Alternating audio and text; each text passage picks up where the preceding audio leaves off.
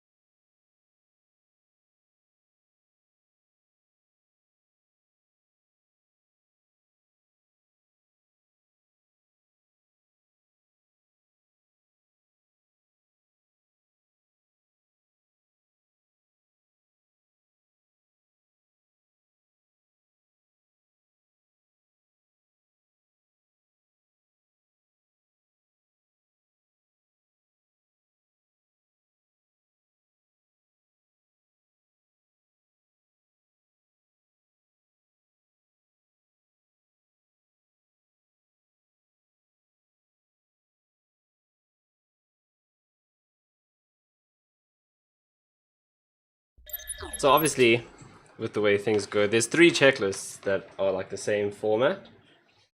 One's for the 737 that we're in today, one's for the A319, and the other one's for the A330. And of course I grabbed all the other ones before this one. So like, oh, that's the one, grab it, sit down, look, hang on, that's the wrong plane. Anyway, let's stop waffling and start switching things on. So we can turn on the battery. And our standby power is on and guarded. Ground power can come on. And we check our battery. And we'll check ground power to see that we do have electricity, which we do. Okay, then let's turn our IRS. I actually need to do this a bit.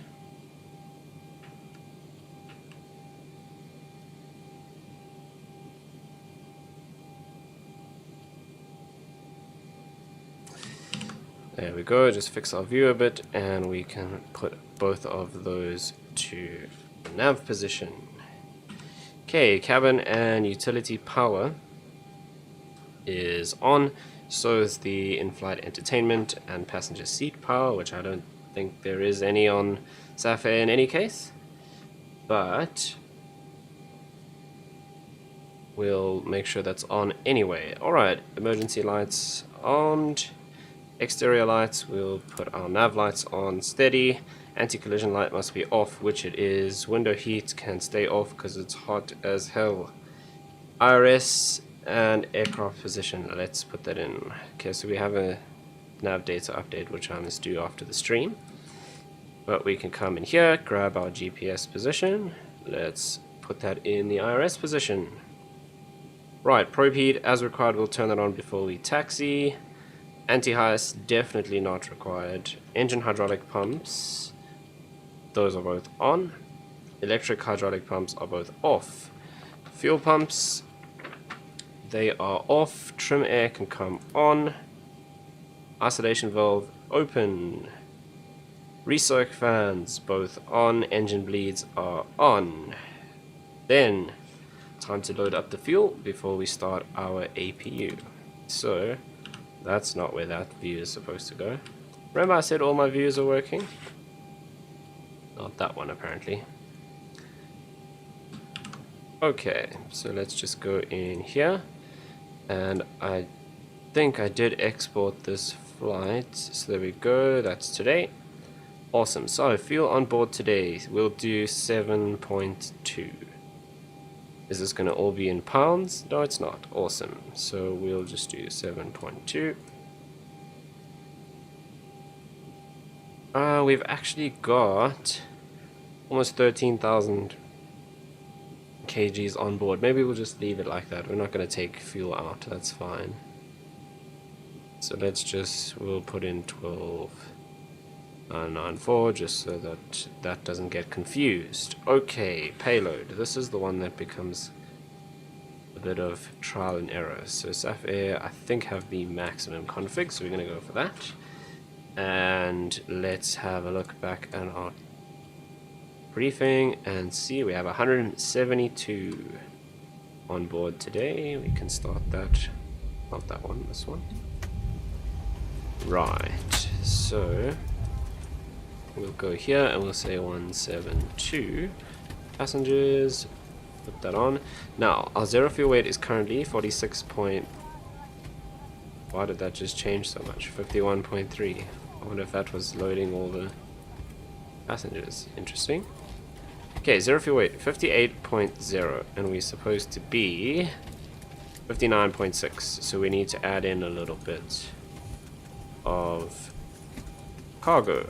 So I don't know, let's just guess that this is the bit that's kind of trial and error. Right, so that gets us to 59.8. What were we supposed to be? 59.6, so we're a little bit over.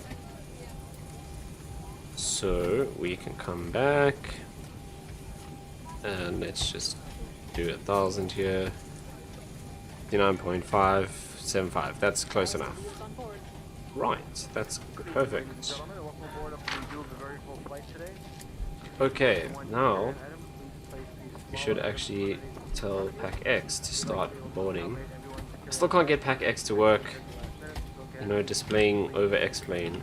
It starts, why is this freaking out now? It starts breaking all of my controls. I think I saved that to the wrong view like an absolute clown. No worries, at least setting up views in explain is pretty simple.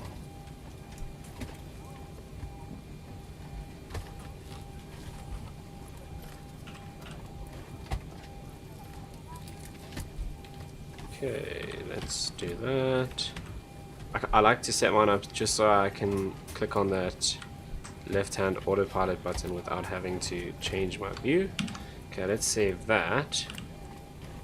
Right, that's better. This is the one that's supposed to change.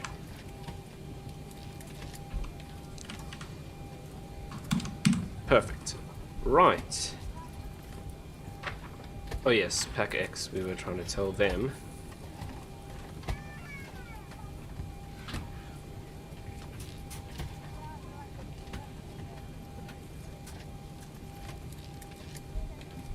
Okay. Right, so let's start that, and it should pick it up from SimBrief, which it does. Perfect.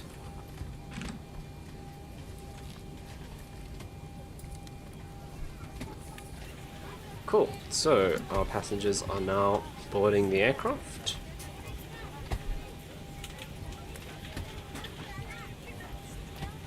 Alright, let's check. So fuel is actually loaded because we're not taking anything, we're not taking any more fuel on, which means we can switch all of these on. Do we have fuel in the center tank? Yes, we do. So we'll bring those on as well. And that means we can also start the APU.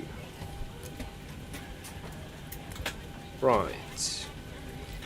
Then our cruise altitude for today. Let's have a look. 31,000. So we'll dial that in here.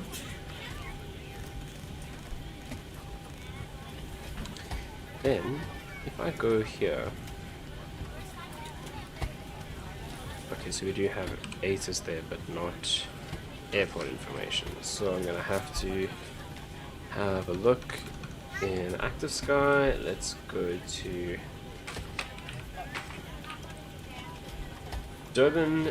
Elevation is 304 feet. So we'll dial that in for our pressurization. That way we stay relatively at the same pressure throughout the flight inside the cabin, and our automatic pressurization system will take care of that for us. Right. Okay, so we've done that. We can turn on the seatbelt signs. And then let's set up our FMC.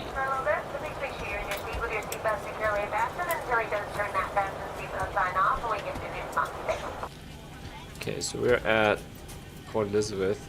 We're at Alpha 7. If I remember correctly, let's double check that. Yep. It's a really cool looking plane. I've flown on this exact aircraft SJR I think 3 or 4 times between Joburg and Cape Town. Right, so we've done that. Let's go in here. So we're at Alpha 7, we've put in our GPS position. Let's get our company route. So we are, it's already got that one in, so I just need to do that. And we're going from PE to Durban. We'll put that in, activate that, and we are SAFAir 422. Right, let's set up our performance. So zero fuel weight is already in. Our reserves, let's double check. So final reserves 1.1. Let's dial that in. Our cost index is probably going to be 5 because it always is. It's in brief. It's 10. Oh wow. Okay. That's the first time I've ever seen a cost index not 5 when flying in South Africa in the 737. So you saw it here first, guys. Right, cost index of 10. Now, this is something I think I've been getting wrong, because I used to take the average wind here and put it in by where it says cruise winds. And I was watching another stream the other day with a guy who's actually a real 737 pilot, and I think he took this top of climb wind, 286081. So I'm going to do that. 286 was 286, right? Yeah, 28681. So we'll put that in. So I think that's actually what she's supposed to do. Yeah, I could be wrong, not 100% sure, but I'm pretty sure that's the one. I know he didn't take that one, so I remember that much. But I think it was that top of climb wind that he took. Okay, then we are plus 16, so we'll put that in. That all looks good. Let's go here. It is really hot. Let's see if 55 is actually going to work. It might be too much. We're doing flaps 5. Okay, it is fine. So if your assumed temperature is out of limits, then you don't get any of the V speeds. So that's what I was just checking for. But it is okay for this flight at 55 degrees. So with flaps 5, we'll put that in, and trim of 6.0. So let's go and dial that in. Like so.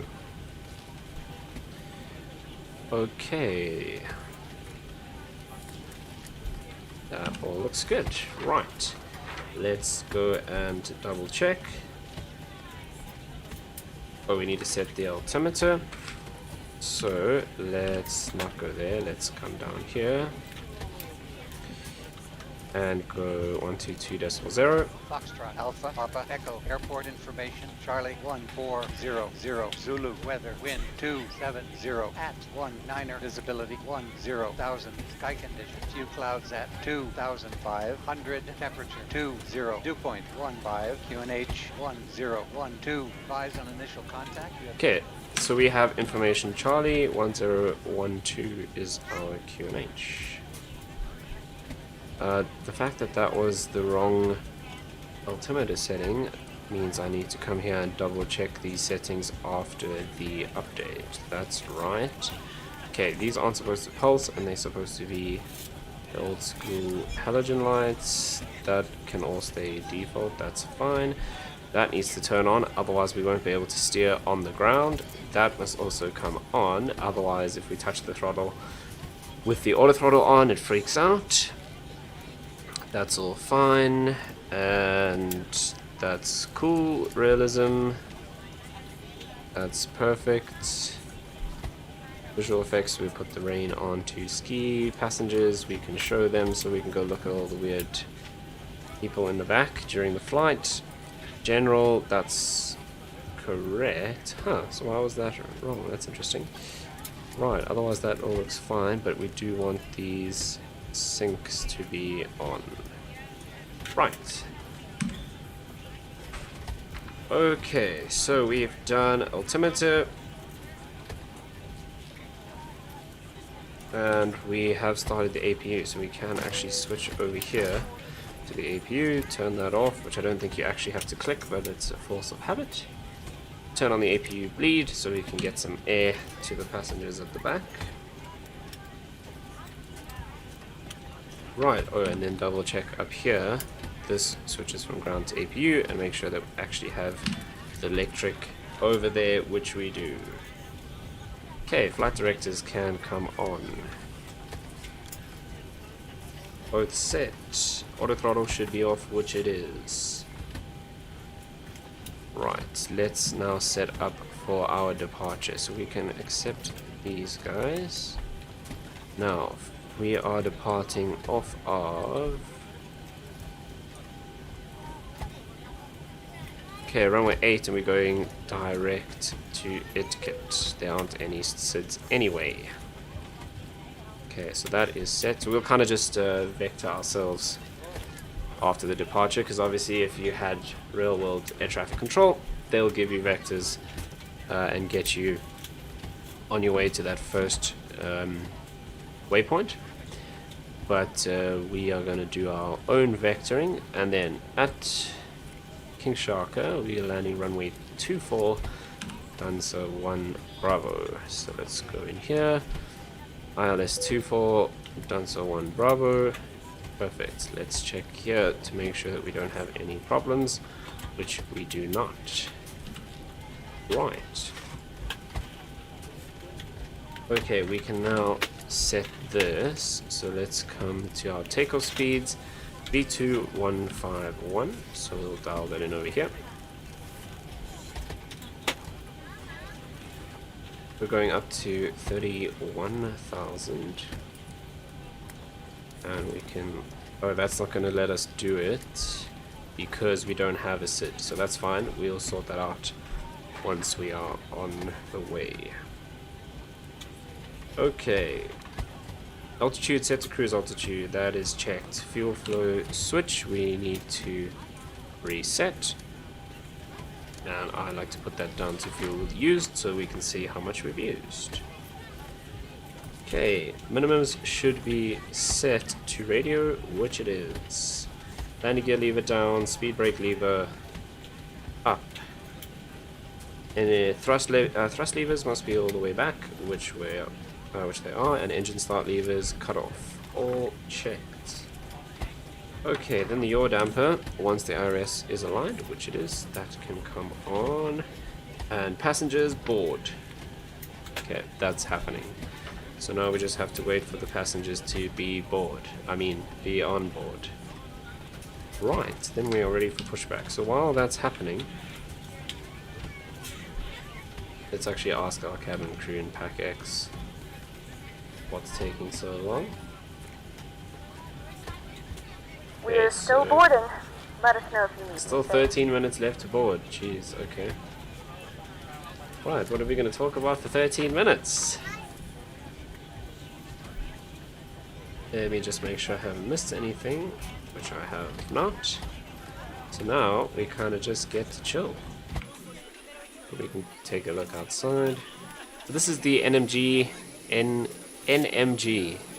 yes, scenery for Pretoria, and we also have NMG scenery at Durban King Shaka. So we'll see what that looks like when we arrive there. Interesting. The one thing about the scenery is they don't have the lines where you're supposed to stop. So it's nice that they have the gate numbers, because that's obviously often missing in the default scenery.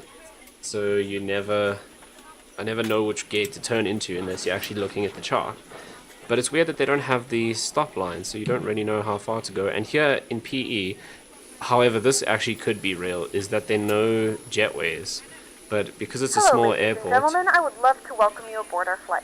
Thank you When for you welcoming find a us seat, aboard the please be flight, sure to place your larger PACX. carry-on items in the Yeah, overhead there bins probably and aren't smaller any items jetways underneath for the seat real. in front of you. Unless Not you're in the a front row, weatherman, please but place all of your the items weather is in the actually a very overhead good bin. point. If So you have any trouble finding a location for your carry-on items, let's please have let a a flight look attendant know and we would be at happy Port to Elizabeth. assist you. So QNH If the overhead 1012, bin is we've already full, dialed please that make in. sure you close it as a Temperature 20 courtesy to degrees, other dew point passengers. 15. We Please heard all of double-check that in that the all your items are 80s. put away so that the aisle is Other clear than and other that, few passengers clouds can make their way at to your seats. 2,500 feet. If you're in an emergency And exit that's row, it. please read the Nothing exit remarkable responsibilities in the in card in terms the of seat back weather. in front of 90 you. knot If you're not able to winds. comply with these actions, please let a flight That doesn't attendant sound know, so right. that way you can be reseated.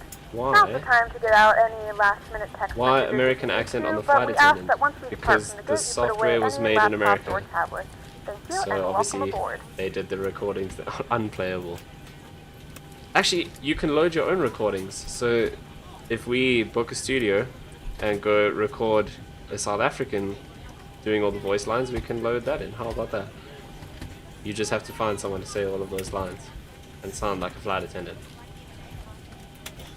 Right. So it says winds 240. What runway are we taking off from? Runway 8. Interesting. But yeah, we can do it. It's actually pretty easy. You organize the person. How about that? And you can do the editing and export each. You can say the lines. Yeah, sure. Why not?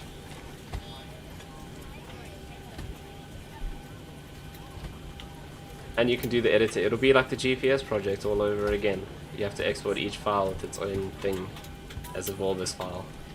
Loads of fun. Right. What we were doing is looking at the weather. So PE's weather is very chilled. Durban's weather is hot, 26 degrees. I mean, what? It's 9 o'clock almost now, right?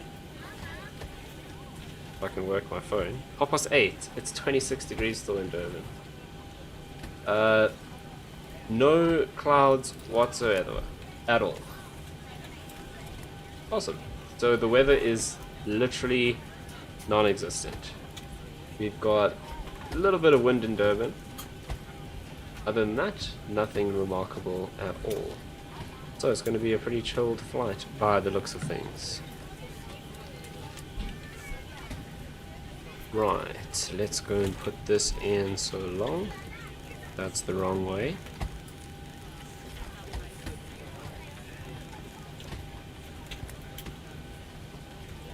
Okay, so about 086, that seems to match. The other thing we need to do is put in our squawk. So I always do squawk 1324. I wonder if this is like this in the We're rail just plane. sorting out some baggage issues. Oh great, It we have won't a take that baggage long. issue. Fantastic. Let's see, so we're expecting to depart in 25 minutes, and the baggage issue is going to take us another 8 minutes to sort out, so we're still fine. We'll still leave a bit early. But this, so the big knob on the side controls the first digit, and the small one is the second one, and then the big knob here is the last one. It's a bit weird. Anyway, maybe I'm just strange. But to me it should go big, small, not big, small, small, big. You know what I mean. Right. That is set. And we will make sure we turn that to TARA when we enter the runway. So the next thing that I can do is set up our pushback. Please show me where you want to go. So we're going to do something like that. Ground cockpit. Tow is driving up. And now our tow truck will magically drive through all of the buildings and probably straight through that light pole and connect up to our nose gear. Is he going to drive through the light pole? Yes, he is.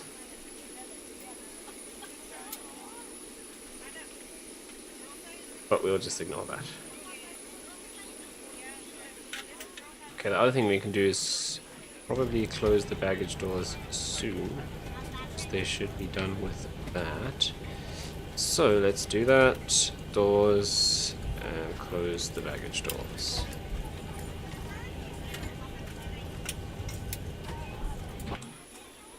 Okay, all doors and hatches are closed. Ready to connect.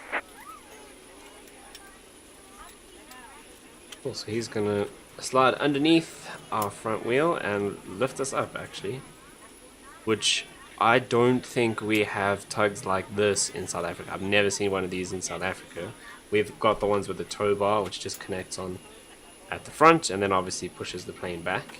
But you do get these ones that actually lift the plane up in the front. I don't know if one's necessarily better than the other. It's interesting. There you go. And now obviously he can steer us around because he's basically our front wheel now. Release parking brake. Right, when we are ready to go, we will release the parking brakes. Let's double check that everything is set here. That all looks good.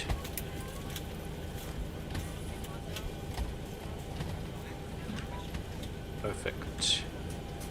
Right, what I am going to do is let's actually make sure. Yeah, I do want to go here. Do we have charts for Durban? Yes, we do, but we don't have all of them. So what was our arrival? It was Dancer 1 Bravo, and we're doing runway 24. So let's go and grab those charts while we're waiting for our passengers to stop messing around.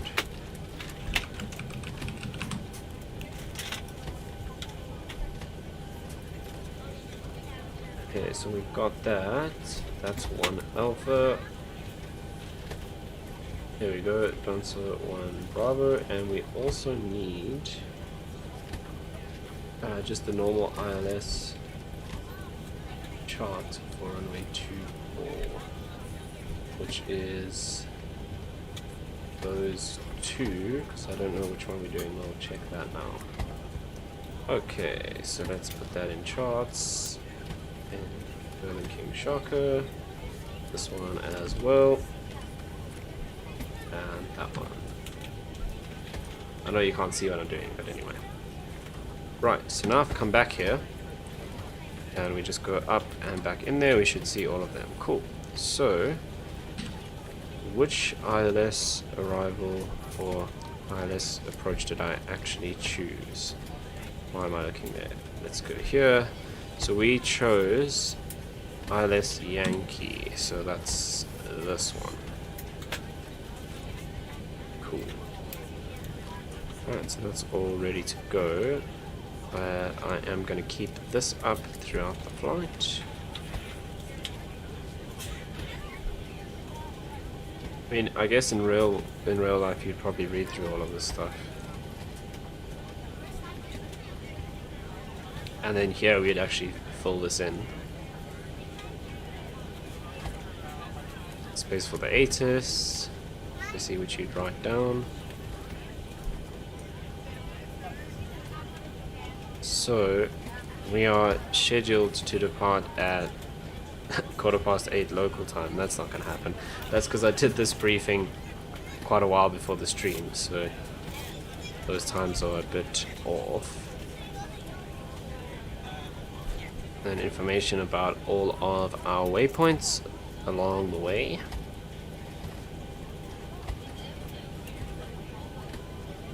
Oh, these are quite important if you're flying in real life. So this tells you where on our waypoint, actually gives you coordinates and everything, where we cross between the different airspaces. So in South Africa, we've got 2 FIRs, which I honestly cannot remember what that stands for now. But that's basically our airspace. The entirety of SA is broken up into 2, and we got Cape Town and Johannesburg. So in when we're here at Port Elizabeth, we're actually inside Cape Town's overall airspace, or the Cape Town FIR, and this tells you which point you're actually crossing over into the other FIR, because at that point we would need to contact a different air traffic controller. Top of descent, and all of these dotted lines underneath, in the real world you would fill in the actual, these are your fuel burns. So effective fuel on board, and or estimated fuel on board and actual fuel on board. Effective fuel on board is a Airbus thing. So basically, to make sure that you're using the correct amount of fuel as you're going along, we would say, right, when we reach ITKIT, and this is what the pilot monitoring would be doing. So whoever's flying the plane is focusing on flying the plane, which is why I don't do any of this, because there's only one of me.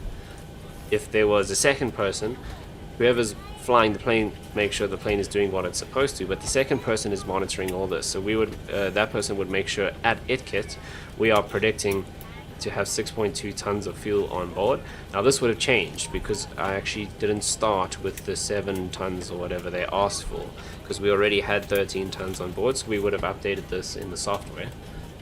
And basically you would compare what the software was predicting you would have at that point, and you would write down what you actually have, and that's how you pick up if you're using too much fuel along the way. We're ready to go when got you a are. fuel leak or something like that, or an engine issue, and then you would Good be able afternoon, to ladies and gentlemen, and plan welcome how much aboard fuel you're going to flight have 422. throughout the Our flight, and time whether will you be need roughly to 1 divert hour if you're using and too 6 much. minutes.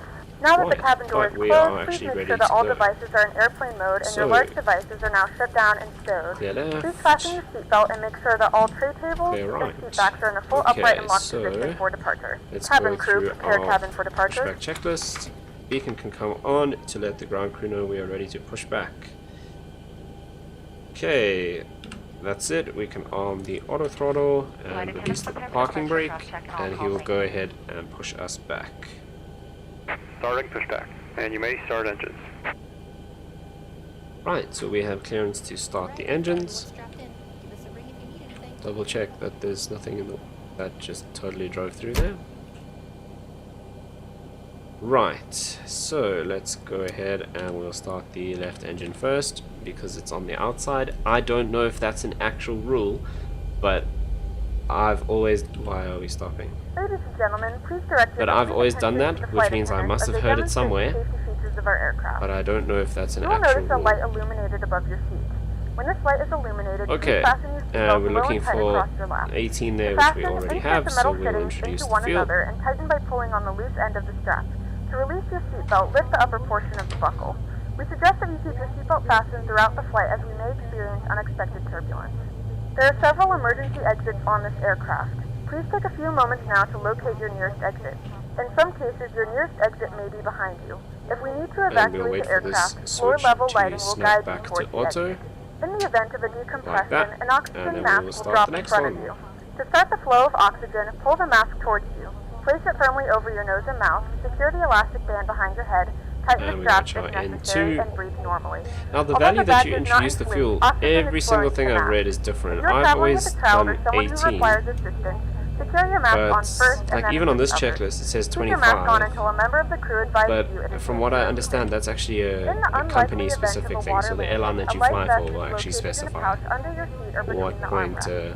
When instructed to do so, open should the plastic introduce the pouch fuel. and remove the vest. So Flip it I'm over a your bit head. worried Wrap about the the straps wind. around If you your look waist at that and buckle wind at the sock, front. Pull the strap to the wind is tighten. blowing To inflate literally the in the vest, opposite pull firmly direction on the to red what cord only when SimBrief has exiting made the us do. aircraft. If your life vest does not inflate I think we should automatically, actually change our lower wording. the Complete. mouthpieces Set for parking manual brake. inflation. Each vest is equipped with a whistle and light. If necessary, your seat cushion can be Because used I mean the wind is as a literally secondary going device. straight Pull the down the cushion from the runway seat, slip your arms into in the strap, opposite and hug direction. the cushion to your chest. So Please you securely know what stow I'm your gonna do? personal items. I'm gonna Make sure your change seatbelts this. are fastened and seat backs and tray tables are in their full upright position. We remind you that this is a non-smoking flight. do Tampering with, 26. disabling, or destroying the smoke detectors located So we in have the to go back laboratories and is do our prohibited takeoff by law. speeds because we've All of changed this the runway, but information they'll can be found exactly in the safety same card because it's the located same in the runway, seat just back in the front of opposite you. direction. Please read it and let a cabin member know if Why you is it have trying any to trick you? questions. I don't Thank you know. for flying with us. That's Then we actually a hope you enjoy good your flight. question. So SimBrief is normally pretty good with getting the winds right, but obviously something went wrong on this particular briefing. That's why when I was looking at that wind earlier and I said it's 240, that doesn't work for a runway 8 departure. So in case you're wondering, when winds are reported, Been removed. Hand signal on the right. We'll see you next time and have a safe flight. they are always reported in the direction they're blowing from. So when they say the winds are 240, it means they're coming from 240. So you always try and take off as close to the wind reported direction as possible. So if the winds are 240, our runway is 260, that makes a lot more sense. Let's wait for him to jump out and wave at us. There we go. Now we can turn on the taxi lights and the runway turn-off lights. We can also switch our generators over to the engines. We can put this into auto, turn off the APU bleed, bring the APU off. We can turn on our electrical hydraulic pumps. All of our window heats and probes can come on, and we will go flaps 5 for takeoff, which is 3 clicks.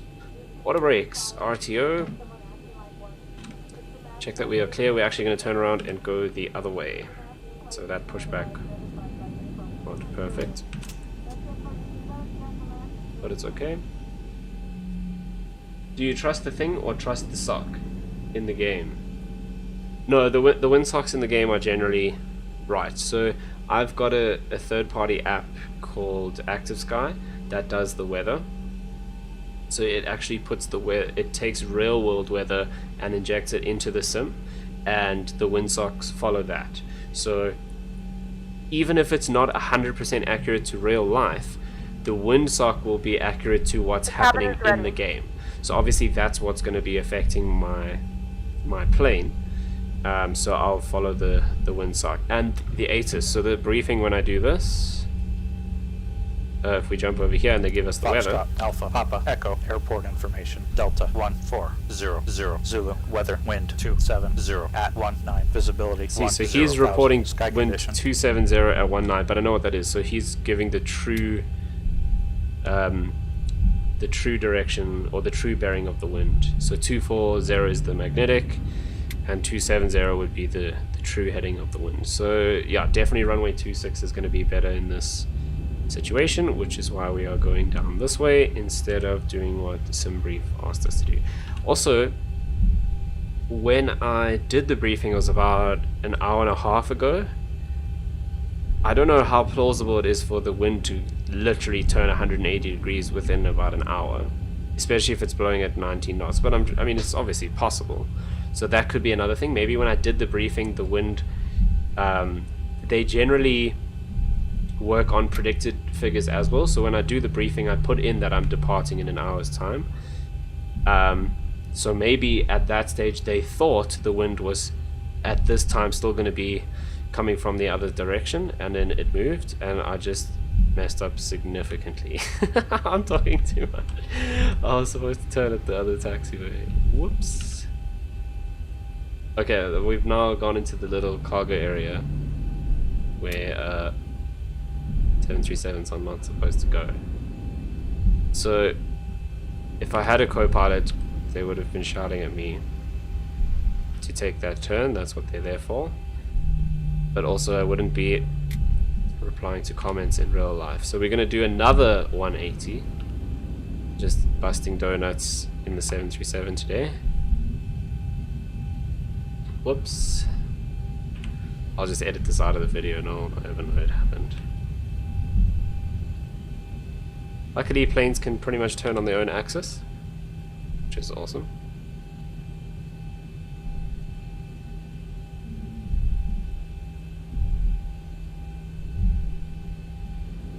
This is awkward. And things like this do happen in real life. There was an incident at Oratambo. So when we get into the cruise, I'll pull up the chart and show you, but there's one taxiway where if you don't turn off towards the runway, you actually go down this like little maintenance bit towards some of the maintenance buildings. And the one night, late night departure, British Airways 747 missed the turn, carried on down this little maintenance track. Well, not track, it is a taxiway, but it's not, there isn't enough clearance between the taxiway and the buildings for a 747, so they sliced through the building with the wing, wrecked one of the engines. So it does happen in real life. That was at night though, so they have a bit more of an excuse. Okay, let me start waffling and actually get this right now. So let's go through our checklist for anything that we've missed. Okay, anti-ice we definitely don't require. Engine generators are on, APU is off, APU bleed is off. Stop moving plane. Flaps set for takeoff, taxi lights on, runway turn-off lights are as required and they are on. Engine start switches continuous. Strobes can come on, not the logo light. The strobes, landing lights all on. Auto brake RTO. And we will go to TARA on the TCAS. Heading bug set to runway heading. We have to swap that around now because we are doing the opposite runway.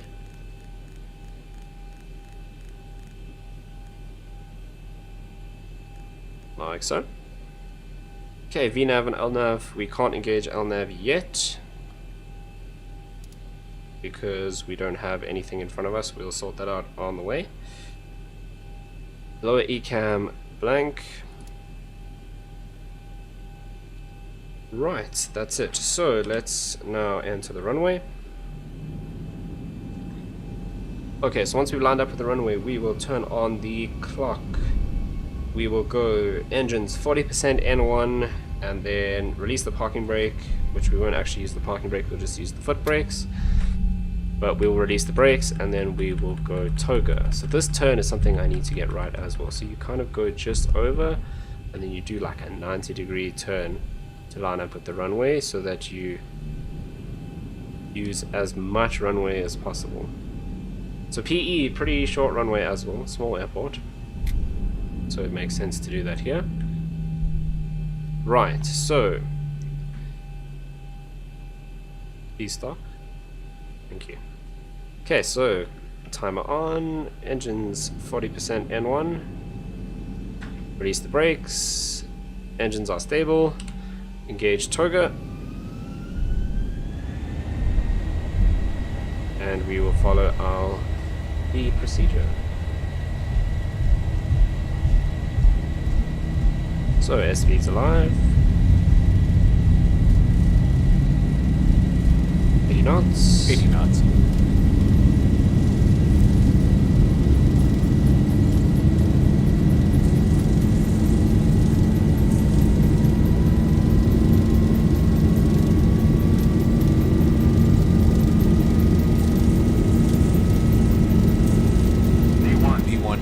Rotates.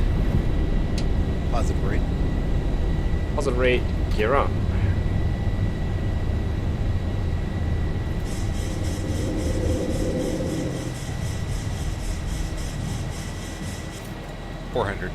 Okay, there's 400 feet. So we can go autopilot 1 on. And we're going to follow that heading for a bit. And then we'll turn. We'll do a left turn out over the ocean. How about that? 1,000. Right, let's go through our checklist. So auto brake can come off. As we start accelerating, we'll sort out the flaps. Taxi lights can come off. Engine start switches or ignitions to auto, and we are good. Right, so we can go flaps 1 now, and we will also start our turn to the left. Flaps up, We will put our landing gear to the off position.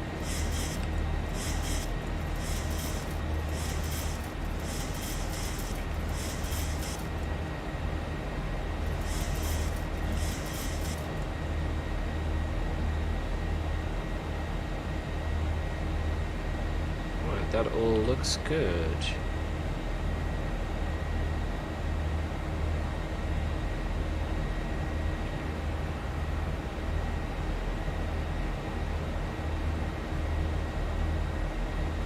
Okay, so the next thing we'll do, let's just go direct to ITKIT.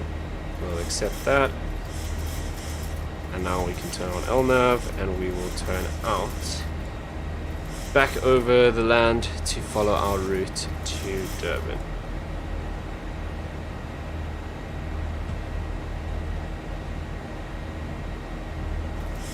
So this is one issue that I have with the ZIBO, is it shouldn't exceed any of these speed limits, because we're not supposed to fly above 250 knots below 10,000 feet, so that it shouldn't actually do that. That chainsaw sound that you're hearing is the autopilot using the trim. There we go, to adjust our pitch.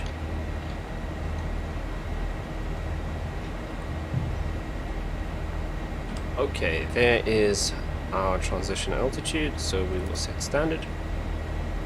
Just passing through 6,000 feet. And we're going to pretty much go back over the airport that we took off from. So not this runway, that's not the one we used.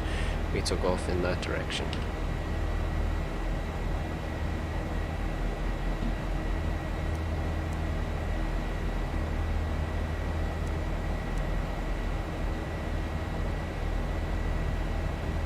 Alright, 7,500 feet.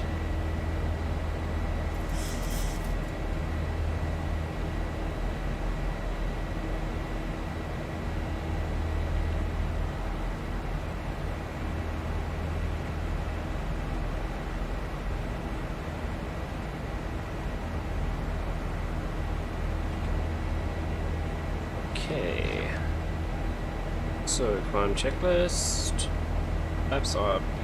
Brakes are off, engine start switches auto, landing lights off at 10,000 feet, and altimeter set standard at transition altitude, which we have done. Ladies and gentlemen, we are now passing through 10,000 feet. You can now turn on your larger portable electronic devices. As a reminder, please keep your seatbelt fastened while you are seated and do not congregate in the galleys or near the lavatory. So we can retract This our aircraft landing is lights equipped and with switch onboard those ones Wi-Fi. off. If you wish to connect to the Wi-Fi, And now you'll see the autopilot to a speed small us up fee for internet as access. we are no We do longer offer under complimentary that in-flight TV thanks to our 250 partners. knot speed Connect to the restriction. Wi-Fi and you'll be able to access our wide range of free live TV and paid movies library.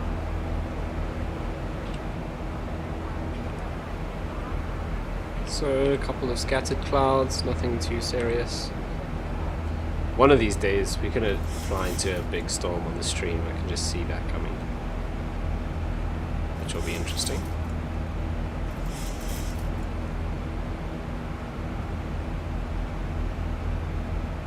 Okay, that all looks good. We're passing through 11,000 feet. We're up to 288 knots. Okay, so gonna be a very short cruise again for us here today. So probably about half an hour, maybe less, in the cruise.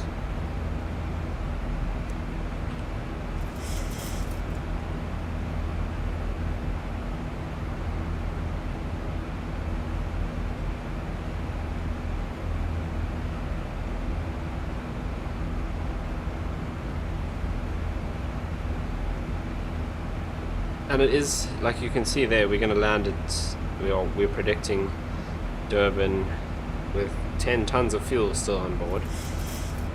So it is kind of normal for these domestic flights to tank fuel. So rather than filling up before each flight, which is actually more efficient, it saves them time. So especially the low-cost carriers like your Safair, Mango, Kalula, where they look for those half-an-hour turnaround times. So I'm sure if you've flown on one of those before, it's definitely happened to me, where you waiting at the gate to board your plane and the plane hasn't even arrived yet, and you can actually watch it land and then taxi in, and it literally everyone gets off, you get on and you go. If they had to refuel, those turnarounds would take a lot longer. So they've decided to take the hit on carrying more fuel, because the saying is you burn fuel to carry fuel, because the more fuel you have on board, the heavier you are, so the more thrust you use, more fuel you burn. So it's actually less efficient to carry more fuel. So ideally you would refuel it with just enough fuel for each flight before the flight.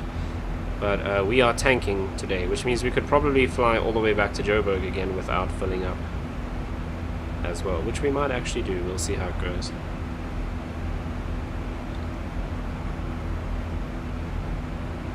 Okay, 66 miles to top of climb.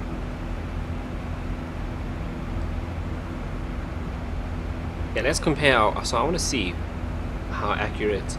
Well, we already know that SimBrief was a little bit off on our runway prediction, but we'll check our wind. So currently wind is 349 at 43, 350 at 43, which we can see there as well. So what did SimBrief say for top of climb? It was like 286. 286 degrees at 81 knots. Let's see. That looks like we're going to be way off.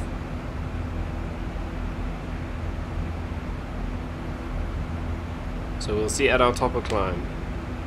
The speed maybe, because obviously the wind speed is going to get a lot higher as we go up.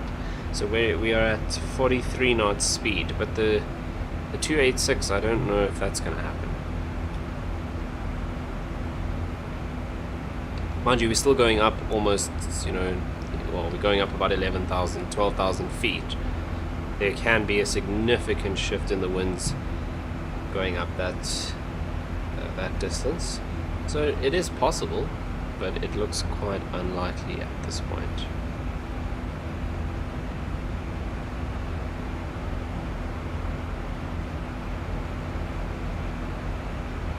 As always, you guys are welcome to ask me questions, because I know I say a lot of acronyms and things. Don't ask me acronyms, I never know what they stand for.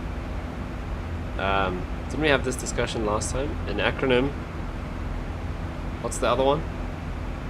The one that actually stands for something? You know what I mean. Oh no, it's abbreviations and acronyms.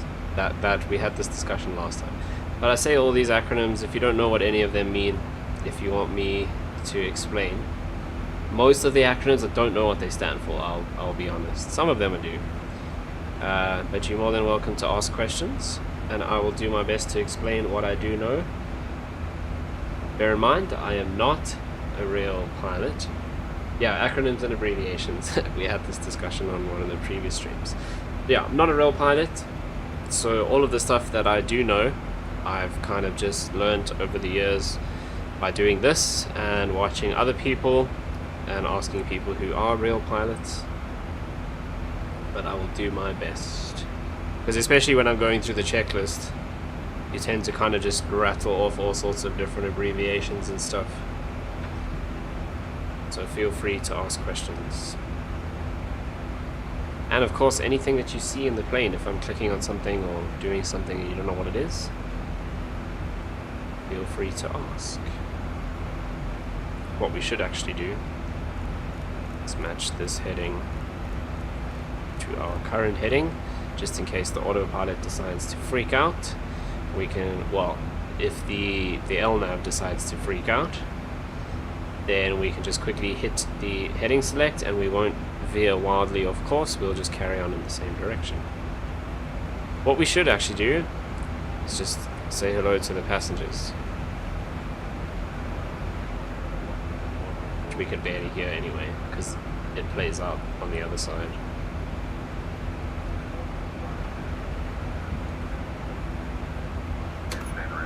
There we go.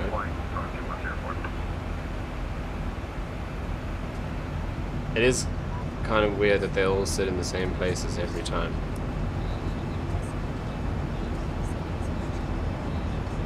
This creepy dude. I mean, they're all pretty creepy, if I'm honest.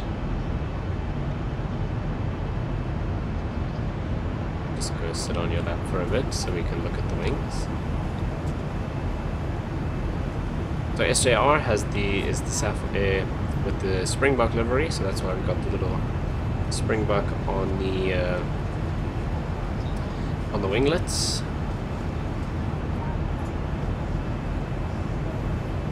I still don't like the jagged shadows in X-Plane, but that's something we've been complaining about for many years.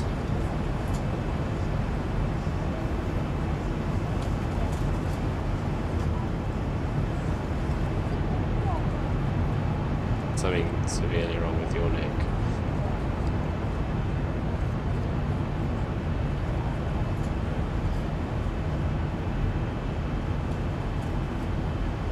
Oh my gosh, who's flying the plane? It's George.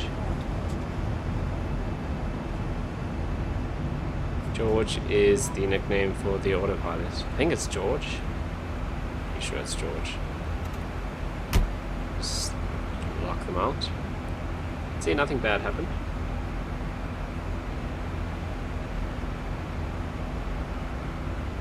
Okay, so we should match our heading again, 079.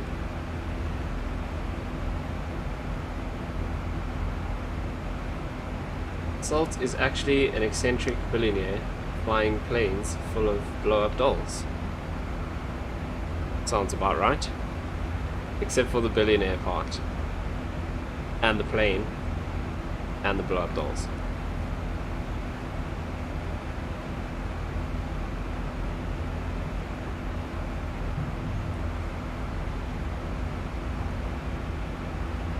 If I was a billionaire, that's probably something I would do, because then I wouldn't have to deal with real people. Not that, George.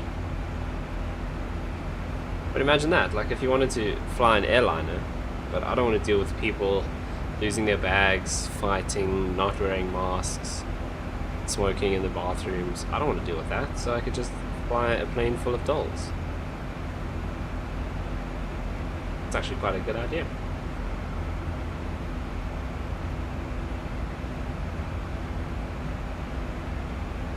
I mean, let's be honest.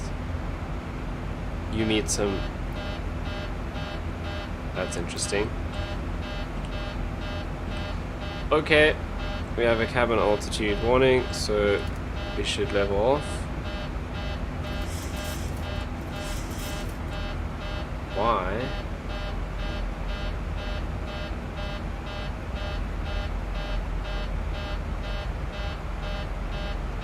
Okay. It's not stopping, so we need to go back down to 10,000 feet. Emergency descent. And this would mean that everyone's oxygen masks will drop out in front of them, so we'll go nice and fast. I don't understand why it's not working. Yeah, but you can keep quiet. I don't understand why it's not working. Everything is set correctly. So it appears we have some sort of failure. We're not going down. It just means that the cabin isn't pressurizing. So remember earlier when I said the plane will handle all of that for us? Well, for some reason that has failed. So...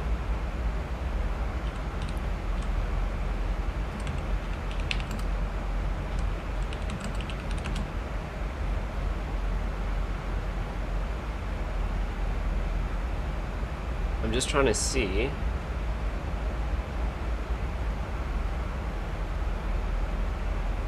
Oh, I know what the problem is.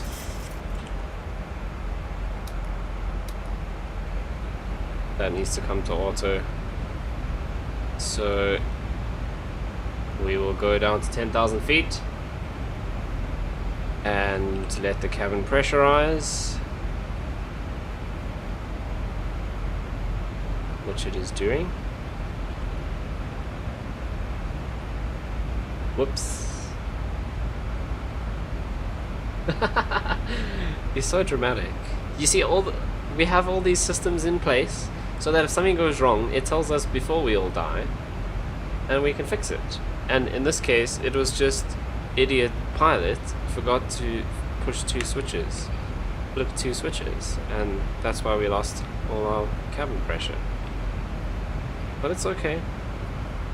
We are built to handle these kinds of situations, so that's exactly why we have the cabin altitude alert. And the procedure is emergency descent to 10,000 feet, which at 10,000 feet you can breathe without pressurization. So what are you going to sue me for? Nothing happened to you. Expect a letter from you. But what are you going to sue me for? Like I said, we have systems in place. We got the cabin alt warning, and we immediately did the descent. So you're fine. Your oxygen masks would have come out. You put the oxygen mask on. You got, I think there's about 10-15 minutes of oxygen in those little cylinders above the seats. It's only going to take us 2 or 3 minutes to get down to 10,000 feet. We could actually probably go a little bit faster if we wanted. So I don't know what you're going to sue me for. We're going to be a little bit late, but I don't think you can sue an airline for being 15 minutes late. Otherwise SAA wouldn't exist. Oh, it doesn't. Oops. Okay, let's have a look. So our pressure is coming up.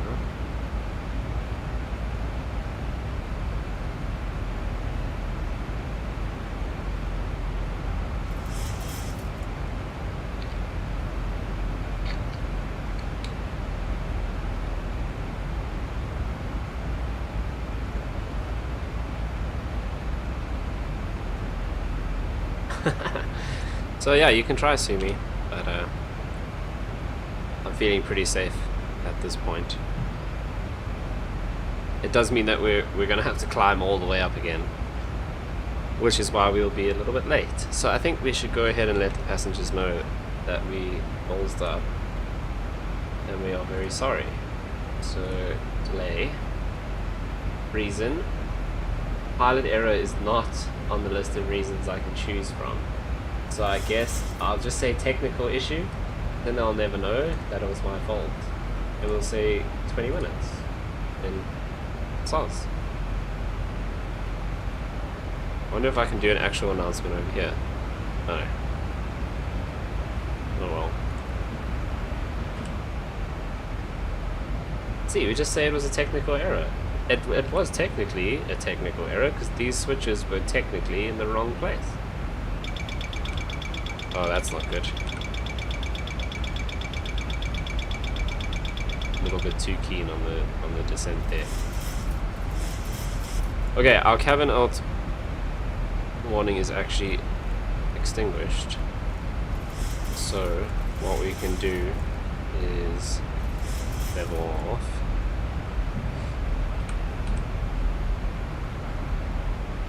So we're back down to around 1,000 feet in the cabin.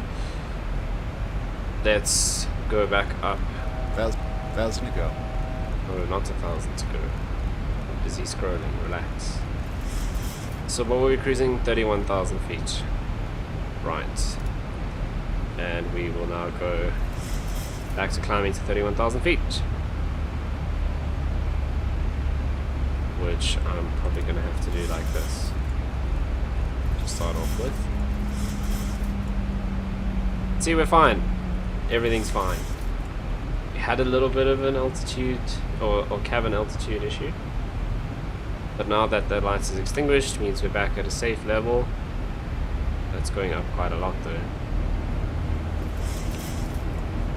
Oh no, it's probably going to happen again. Let's go up slowly. Hopefully that will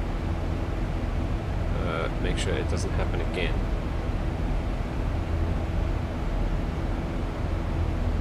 So basically what I did is I didn't actually turn the packs on.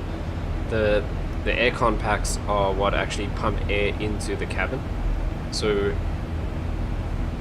because no air was coming into the cabin, it couldn't pressurize it. So that's why my brain almost exploded because of reasons. No. No one's brain exploded. Being overly dramatic, as usual. Everyone is fine. We just hope that that little orange light doesn't come on again. And then all is well. Because I'm just a bit worried that that's getting quite high and it's going to do it again.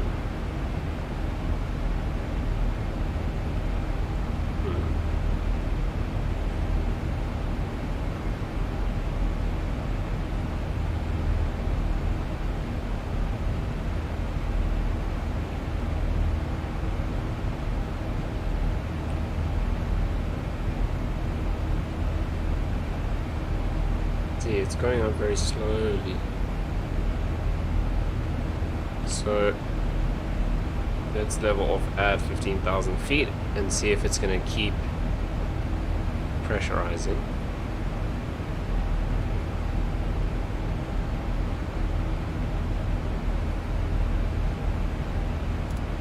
Like so.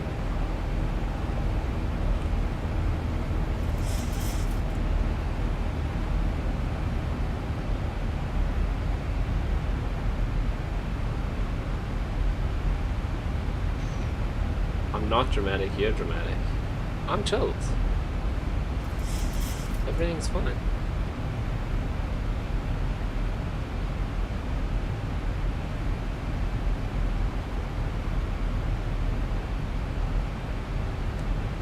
See, it is still going up, so let's give it a moment. And if anyone can do some Googling and find out what this should actually be at, that would be great. Wait, why does it sound like... Okay, no, we're not climbing.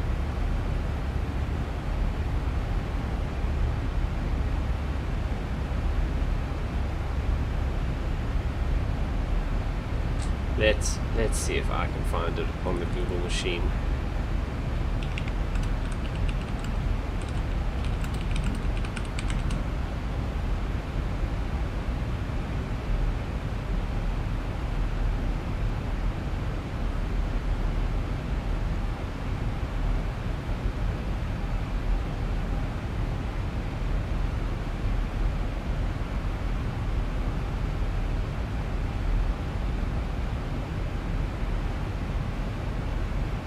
Okay, so the horn goes off if we exceed 10,000 feet cabin altitude. That makes sense.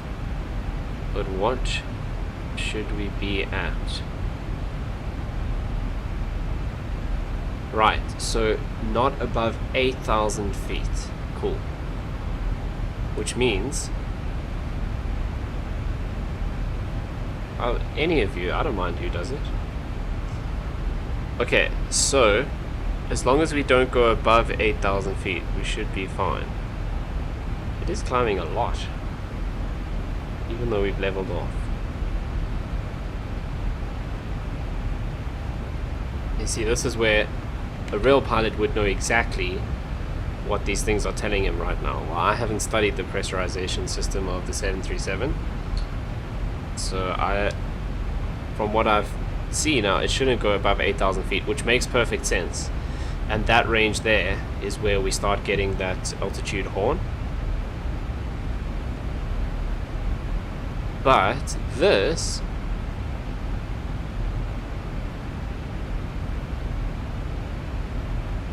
yeah, I'll see. I'm not sure. Let's just YOLO it.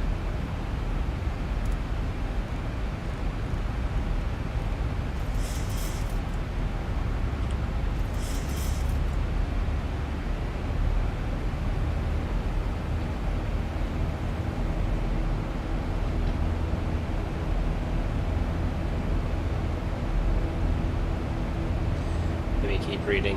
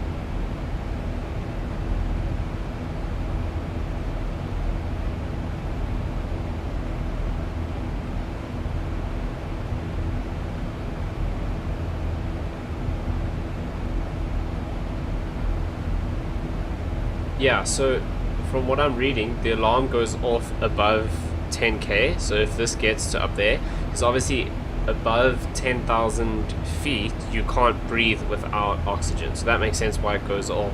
And what it says is that in normal operations it shouldn't go above 8.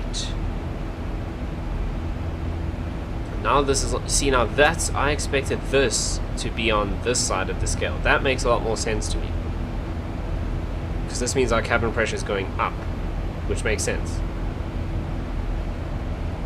So this looks good to me now, in my limited knowledge of 737 pressurization systems. Yeah, so what we're looking for is we're hoping that this needle kind of gets up to around just below 8, and doesn't go above there even when we're all the way up at 30,000 or 31,000 feet.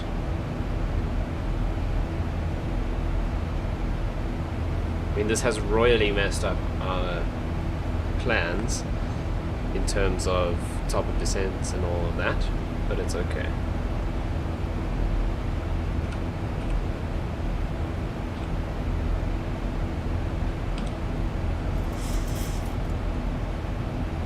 So we're staying.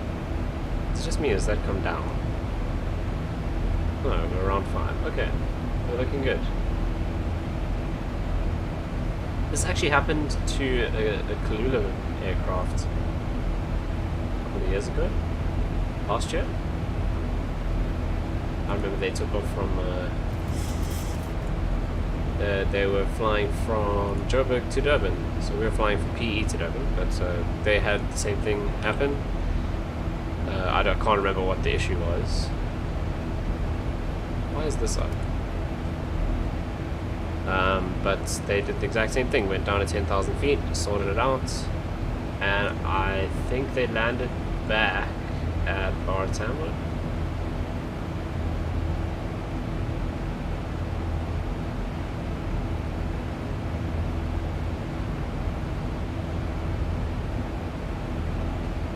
Yeah, here it is. Okay, so aircraft ZWT, 16th of December 2019, 737-800, took off from Oratambo, and at around over Standerton they got the cabin altitude alert.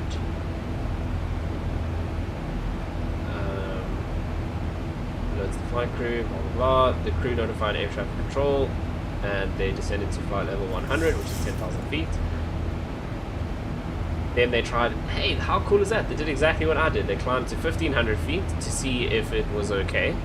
In our case, it was. In their case, it was not. And they then turned back to Joburg. They landed on runway 21. Contributing factor, air leakage on the forward entry doors. So they had a door that wasn't sealing properly. Wait a minute, 737, that's the... No, okay. So you're thinking of the 737 MAX. So there are loads of versions of the 737. All the way from the 737-200 up to the 737 MAX 10 is the biggest one. So this is a 737-800NG. It's not the 737 MAX, it's the version before that. And in the 737 MAX, that's the one that had a couple of the crashes and that was grounded. It has just been cleared again to start flying. So they are now flying with a change to the MCAS system, which ties into the trim. This version of the 737 doesn't have the MCAS, and that was the issue. So what happened was, again, I'm not a real pilot, but I do know the story because I followed it quite closely. So what they did with the 737 MAX is they made it longer and they put bigger engines on. But let's jump outside. It's probably going to be super loud.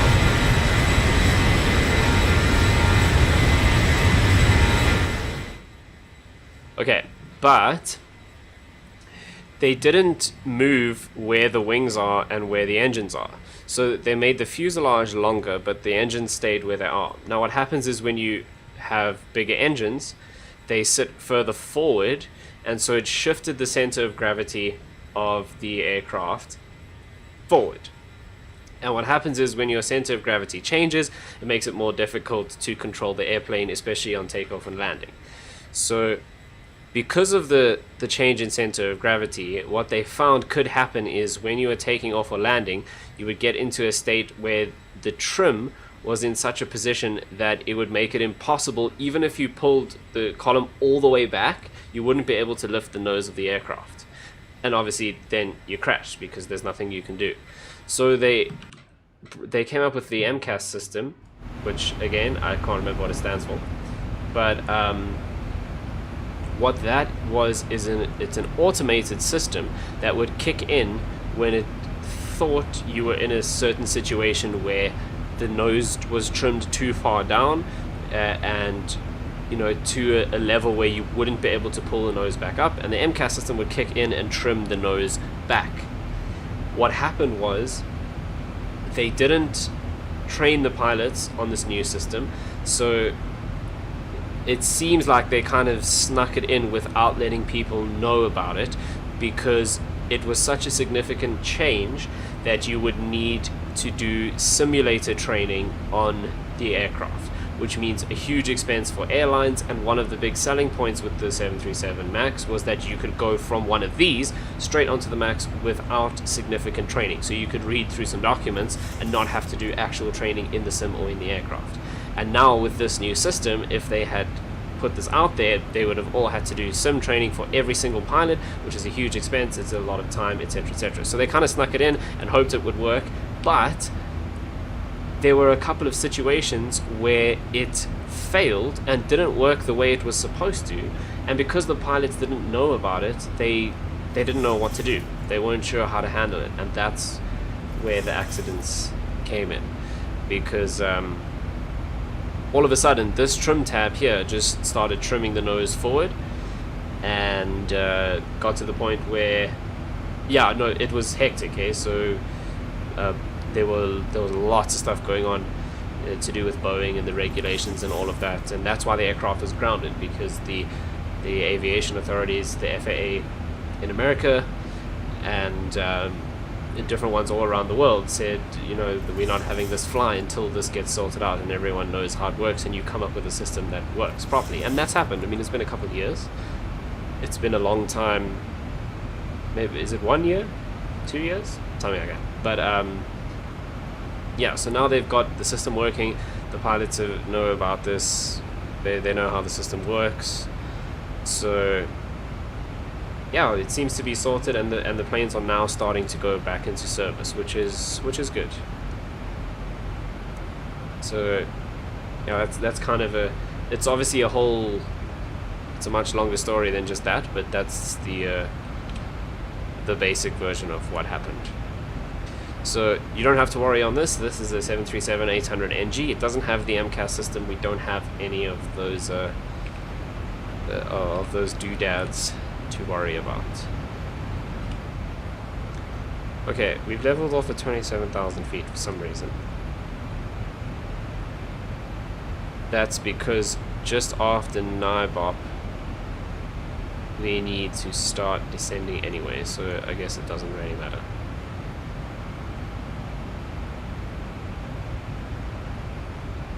So let's go and dial this down, and we'll start preparing for our descent.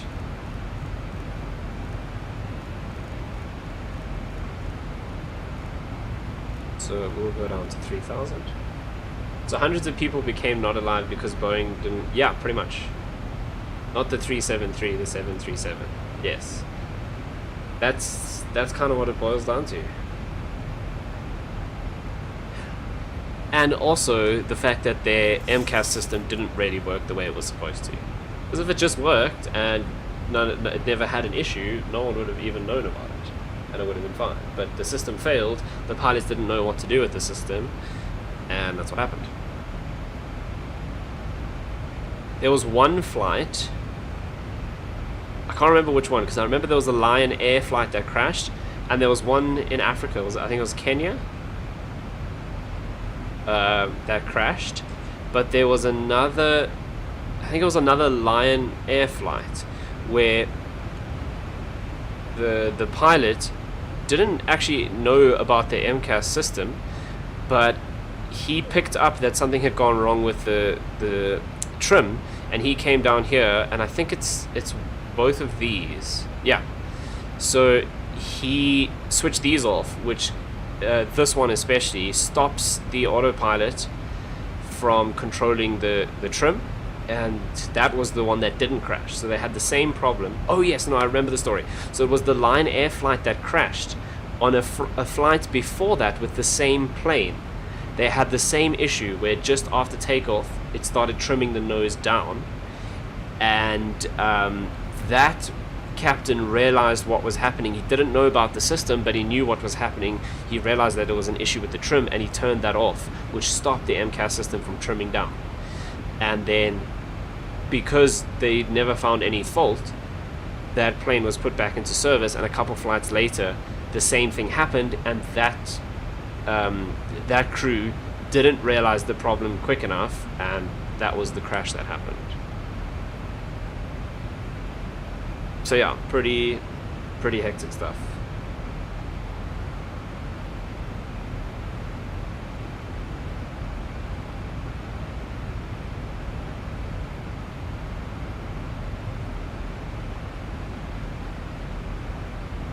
Yeah, I mean, one of the biggest selling points with the Max was the fact that you didn't have to do any extra training, because the A320neo is like the biggest competitor of the Airbus A320. Neo is the new engine option, so basically the new version is the biggest competitor, especially to the Max. And at that stage the A320 was doing really well, and then basically I mean, obviously I don't know the actual reasons. This is kind of just what people have been saying about it, and people in the industry said about it, and what it seems like from our perspective. But you know, if pilots were going to require new training, then it became an option to move from the 737 to an Airbus, because they're going to have to do training anyway. Obviously, going from a Boeing to an Airbus, you would need more training than going from a Boeing to a different Boeing. But the biggest selling point of the Max over the A320 was that if you're already flying a Boeing, you don't have to do, or if you're already flying a 737-800NG, you don't have to do any significant training. It's just a manual that you read through and you write a test. And so a lot of the airlines that were already flying 737s stuck with the Max rather than moving somewhere else because of that reason. So yeah, it is pretty dodgy. Also, someone lost the charger for the label. Are you serious? You had one job was to print me a label, and you have failed dramatically on more than one occasion. Oh, we are now serving snacks and drinks. Awesome. In a few moments, our lovely flight attendants will be starting our in-flight service. We'll be serving complimentary drinks and snacks. Premium drinks are available for a small charge. Please note, we only accept credit cards. At least they got that part right. You can only pay with card. Rob was going to bring it to you yesterday because he cares about you. Yeah. This is why Rob and I were friends. Were friends? Are friends. And you are just this weirdo who hangs out in my chat. So basically, if it wasn't for me, you guys wouldn't have known that it was missing. I mean, someone probably ate it, if I'm honest.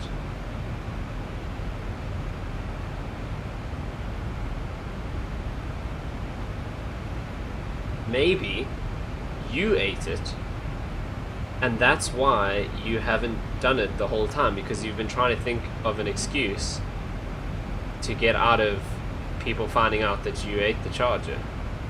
I mean, that makes a lot of sense to me.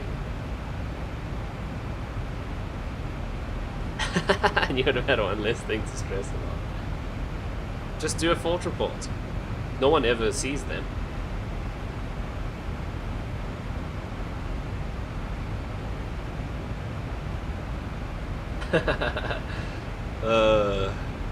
Love it.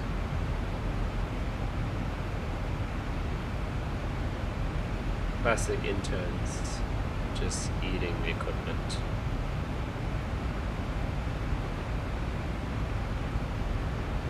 Also, is my fan annoying? Because I know it won't... I do have a gate on, so when I'm not speaking, you won't hear it. But is it annoying in the background when I do speak? Because it is hot. My computer is just pumping out hot air. This flight sims destroy your graphics card. So I do have my fan on next to me, but if it's too annoying I can turn it off. Then you'll just have to put up with me sweating on stream.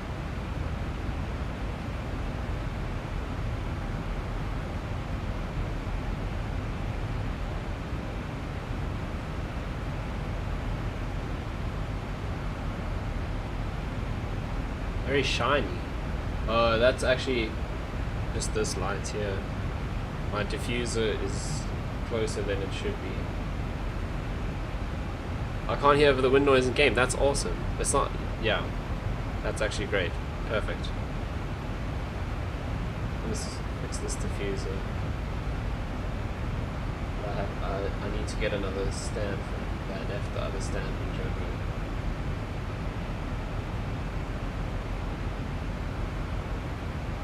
I'll have to go and quickly redo my makeup.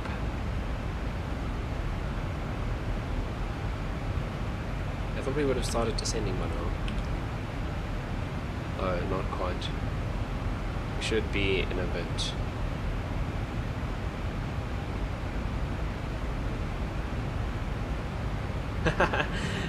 I'm not actually doing 3-point lighting. I'm doing 1 point and a green screen. So I've only got my key light on this side, and then my other lights are behind lighting up the green screen. So like if I do this,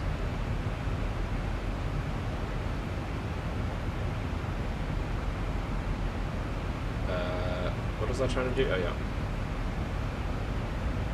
So if I do that, I mean, it's not super even, but it's much easier to light it from behind.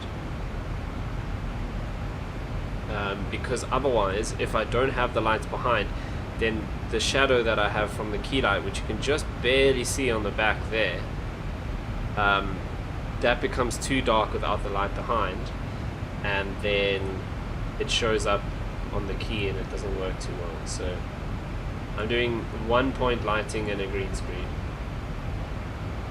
Illusion shattered. What illusion? It's 2020, man. You should know about green screens by now.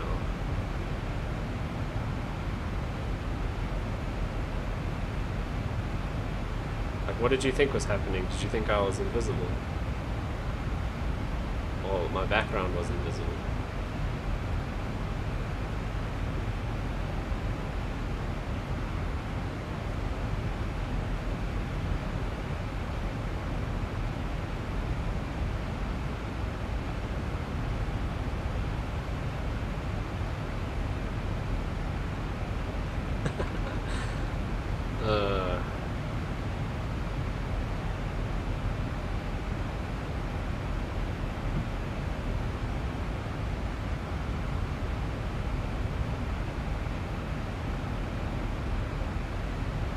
I mean, I do have another light on this side. I don't know if you can see my hand, but it's not actually facing me. It's on the desk. So I guess you could count that as a full light. It's not actually aiming at me, but it is giving a little bit of light lead. It's so that I can read my charts. Imagine cyberbullying a #1 viewer. I think Kelly's my #1 viewer. She's been here from the get-go. You only joined on like the 6th stream, so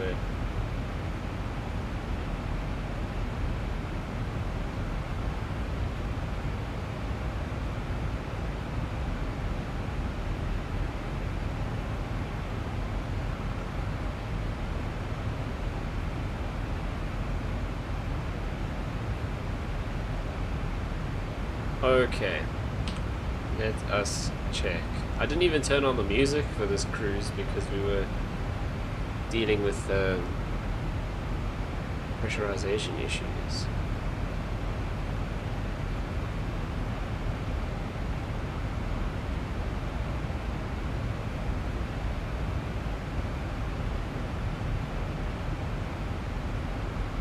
She doesn't have it. Of course she has a choice. I mean, you have a choice. She also has a choice. She doesn't have to watch. What is happening there? That... Yeah, Q in the comments. Literally unplayable. There's the graphic glitch over there. Yeah, you don't have to watch. Speaking of bullying, actually I made a joke about Morrison's height yesterday. It felt super bad. Why? We always make jokes about Morrison, and especially Vania's height.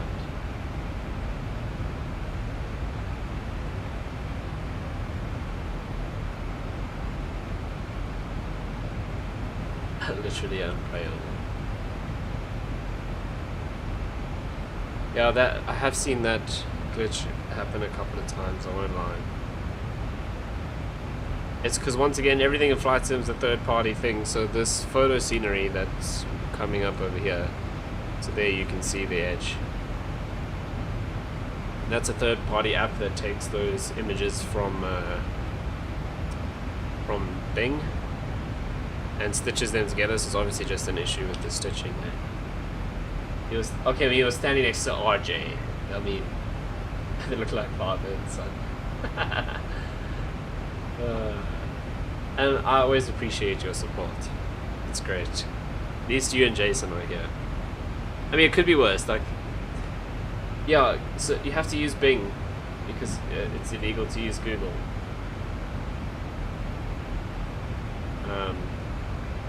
But yeah, you and Jason are always here supporting. Otherwise, if I had to do this to no one, it would be a lot worse. Or, well, I think one of them is me. So I don't know who the fourth one is then.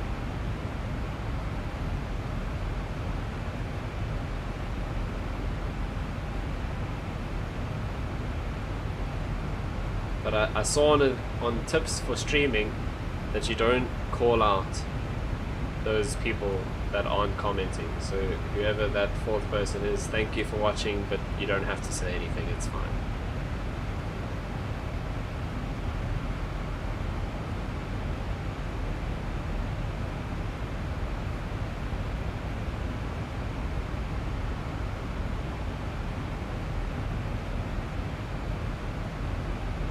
No, I'm not an idiot. Like, my vocab can change depending on the situation.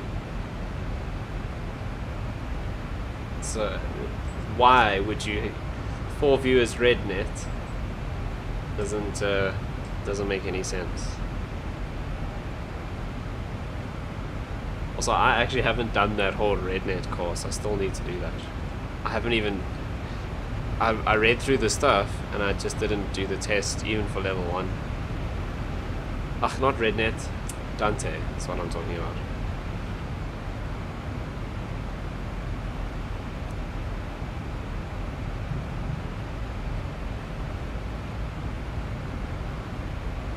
Oh yeah, also I mustn't tap on the desk because my shock mount is a little... It's actually Darren's shock mount.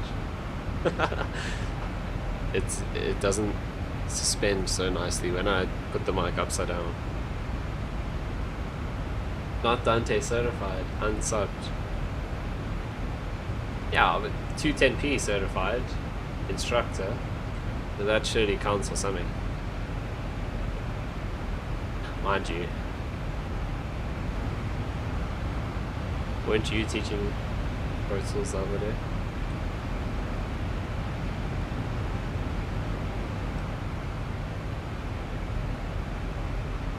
Took a break from eating graphics. Okay, so let's not talk about work stuff. You can't. You've unsubbed like 7 times in this one stream, and twice in the last stream.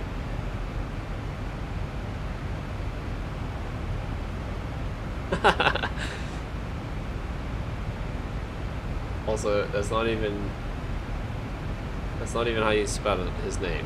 Anyway, back to actually flying. So this is our vertical deviation from where the autopilot wants us to be. So once that hits 0, we will head back. Well, we'll start our descent into Durban.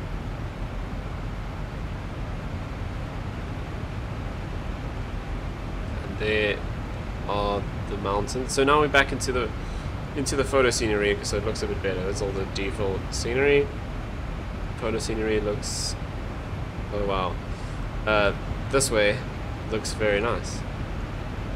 Not Flight Sim 2020 level, but still pretty cool. Okay, let's do this. We are doing, what am I doing?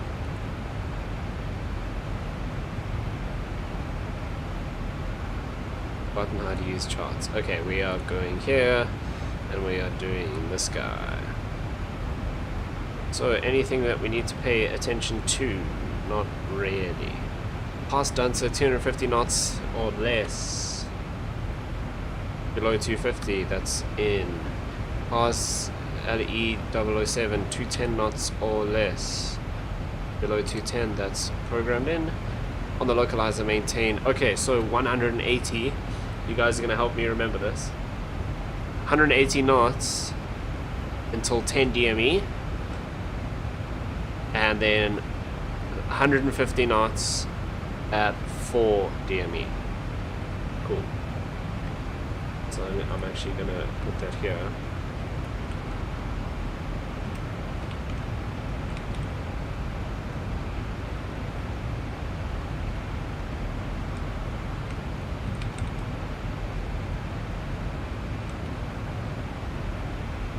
So that I don't remember. How late are we from when you almost murdered all 4 of us? Let me check. So I did say we'd be 20 minutes late, and we're gonna be pretty much we're gonna be about 10 minutes earlier than the 20-minute delay, so about 10 minutes late. That math. Okay, but now, oh my word, we should have started descending. Why are we not descending? That's all good.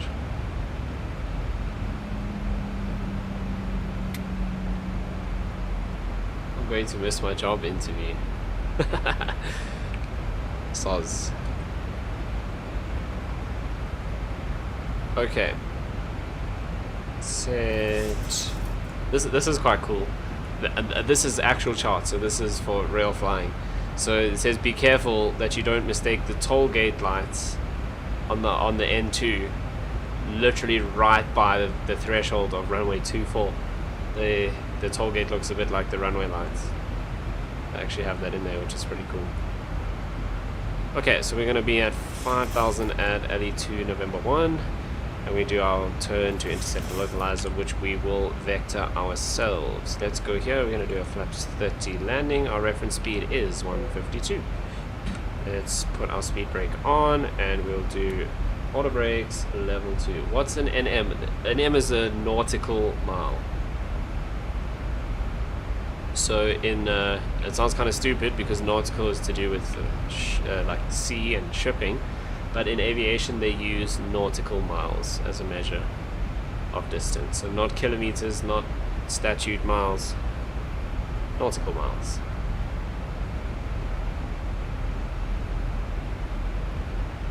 I know.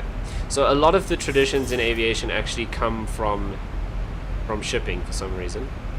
So same thing like the aircraft, you have port and starboard, that comes from shipping. The doors are always on the left hand side, that also comes from shipping. So yeah, a lot of the stuff in aviation comes from from nautical procedures. We also measure our speed in knots. That's also shipping. On the ships, you used to have a rope with a bunch of knots, and you chuck it over, and then however many knots pass through your hand, that is in a certain amount of time. That's how they measure the speed of the ship. That's why it's called knots. And in aviation, we also use knots for some reason. That is on, yeah.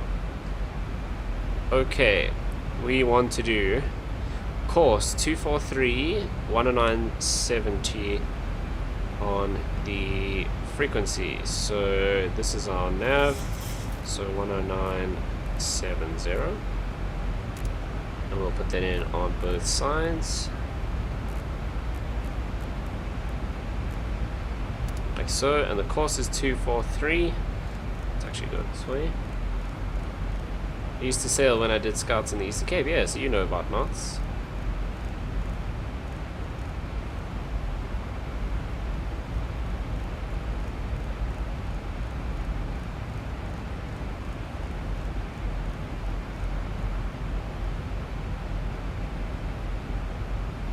Okay, so our nav frequency and our courses are both set. And we're just passing through 10,000 feet, and we are on the descent path perfectly. Let's now go and take a look. We're doing the ILS Yankee, I said. Right. 10970 is set. Be careful of the toll gate lights, that's fine. Right, let's go and get our minimums. So straight in approach, we're doing Cat 1, we're category C. So 1,188 feet barrow. So we'll switch that over to barrow, like such. And we are 1,188. So we're gonna do scrolling simulator. Hold on, this is gonna take me a little bit. There we go. Oh jeez, messed up. 1,188. Okay, minimum set. 1188. Final approach fix. 8.3 DME TGI, so we must actually dial in TGI as well. And we're at 3,000 feet. So TGI is 1097. That's the ILS that we're using. That's perfect. So we've got that set. So final approach fix is 8.3 DME TGI and 3,000 feet, and we had 3,000 feet set. Perfect. Right. Let's go through the checklist. Not that side of the checklist. This side. Right. Okay, in our descent we can now go engine starts, which is continuous. Fasten seatbelts on above 15,000 feet. We never actually turned it off because we were having issues. Landing lights on below 10,000 feet. We're still at 17. Let's double check the weather for Durban King Sharko. Pressure 1017, so we can dial that in so long. 1017, and we should also put that over here. Hello. Hello. Won't let me change it. No. Broke. Huh. Let's see. Could be this setting over here.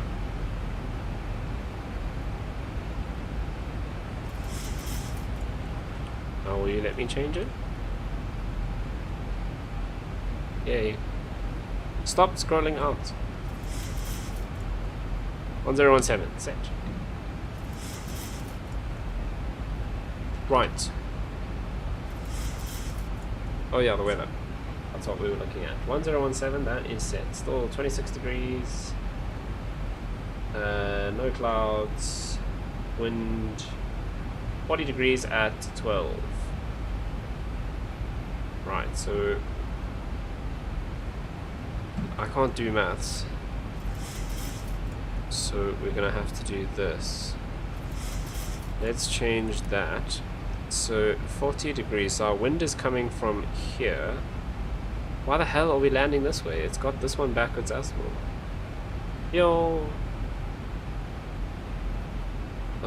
This is gonna be interesting to adjust now, but we're gonna have to do it. I should have checked that earlier instead of dicking around.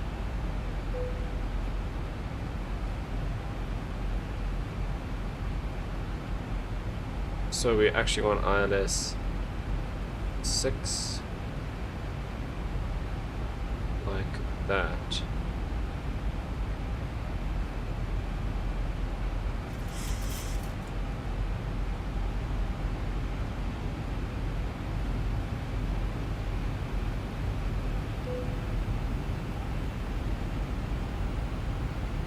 Okay, but now he's super high, so we're gonna orbit. We are going to orbit out to the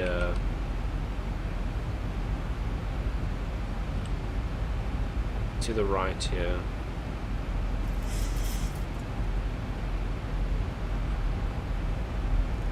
So let's do that now.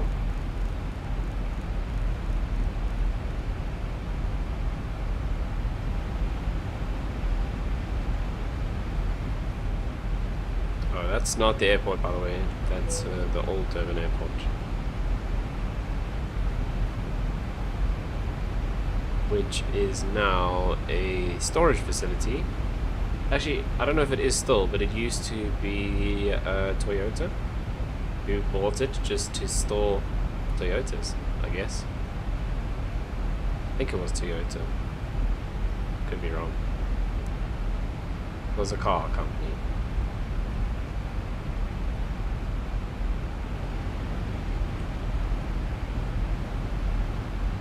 Now it's got these bigger reservoirs there, which I don't know what they have in them. Yeah, so that's the old Durban airport. We are going, obviously, to the new one. That's not what I meant to do.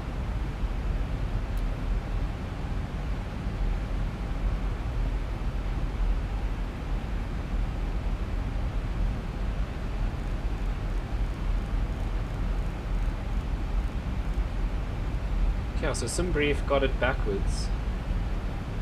Well, who else would buy it to store Toyotas? No, fair enough.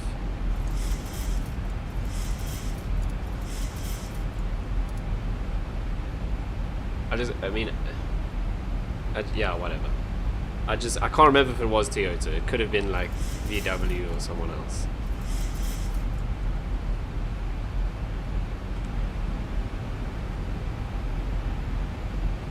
There's more of those reservoirs. Those look like they've got something in them. I mean, ignore the trees. That's not supposed to be there. Okay. Stop dicking around. We have to go and update this. So our new frequency is 111.30. So 111.30. 111.30. Set. New course 063 both sides.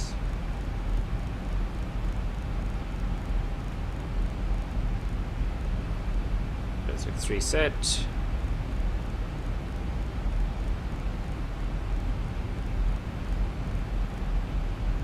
Zero 63 set. 10,000 feet. Landing lights on. Okay, now what we're gonna do. We have begun our final descent into your destination. Flight attendants will be passing through the cabin to collect any trash one final time. Please ensure tray tables are stowed and seats are in the full upright position. Please also store any carry-on items either in the seat back pocket or under the seat in front of you. Please complete all Wi-Fi related tasks and stow any larger electronics. I wonder if anyone in Durban would have noticed us just flying around in a circle. Oh, it's called an orbit. It's kind of normal.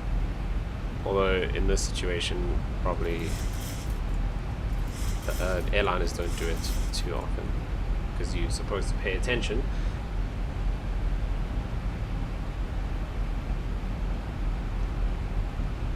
am I going to cope one day if I do have loads of people in the chat? Because I lose concentration and mess up even when it's just 2 people. I wasn't born for this. I was born for flying. Okay. Let's bring our speed brakes on. Checklist. Landing lights on. Altimeter, we will do that when we cross. Oh, we should have done it already because we crossed 8,000 feet. 1007 set. Altitude 3,000 set. ILS course and frequency. We have 111.3, 111.3, 63 set. Let's go ahead, and we don't have we don't have the localizer or the glide slope yet, which is interesting. Hang on. That is right.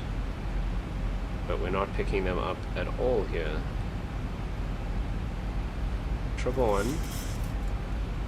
111.3 is right. Yeah, so we got to make sure that we pick up those that ILS sooner rather than later. Okay, minimums set, V-speeds set, flaps.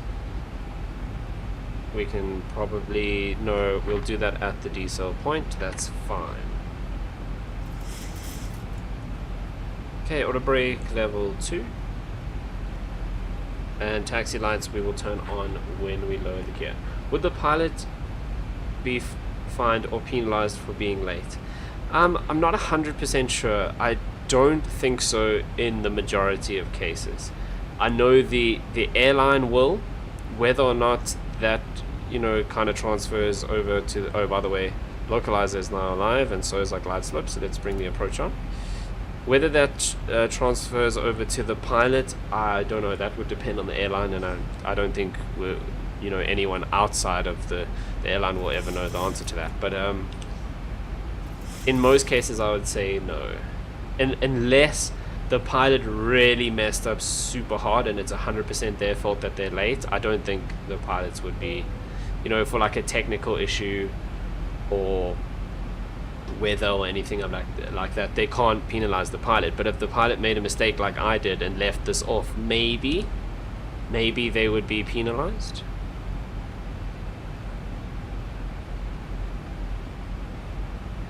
Because the biggest thing with being late is all aircraft or all airlines actually own slots. So each airport has a certain amount of slots based on the number of aircraft that they can accommodate. So for example, if you want to fly out of Heathrow, you can't just do it. You have to buy a slot because they can only accommodate so many aircraft per day.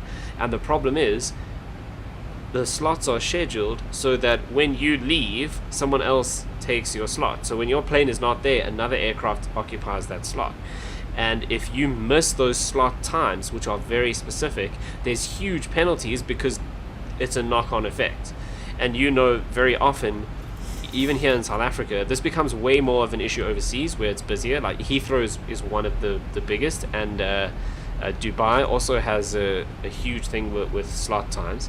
But I mean, even here in South Africa, you know, if you're flying one of the low-cost carriers, sometimes, you know, Kalula had the biggest issue in the last couple of years because of their Maxes being out of service. But I mean, you could be half an hour late, an hour late on your flight, but there was nothing wrong with your flight. The morning flight could have been delayed for whatever reason, and that knock-on effect goes right through the day. So in that case, you end up paying big fines if you miss your slot, because it stuffs up the entire airport's schedule. But whether or not that goes onto the pilot, I don't think so. Unless they really do something blatantly wrong and it's 100% their fault.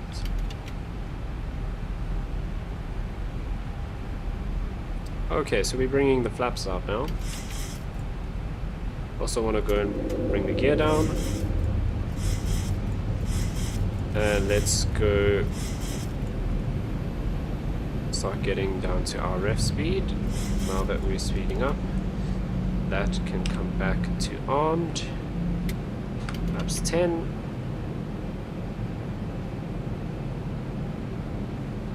Flaps 15. Bring the ref speed down.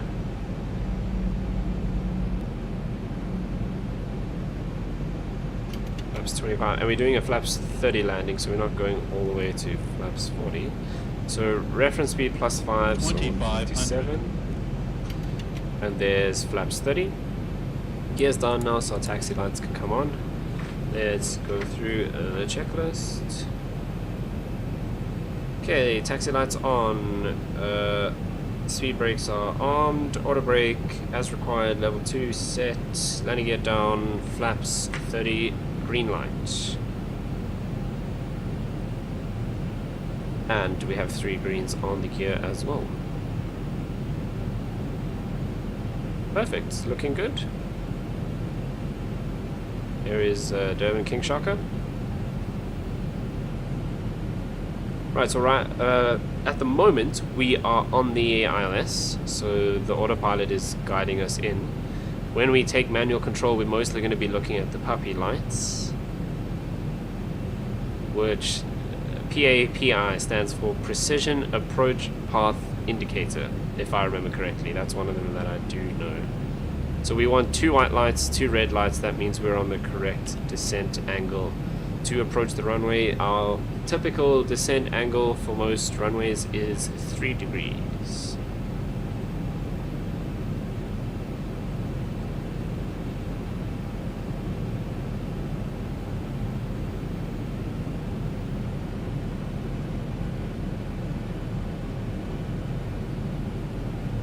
Okay, so at 1,000 feet we'll take control, so let's ditch the auto throttle and we'll take manual control of the throttle.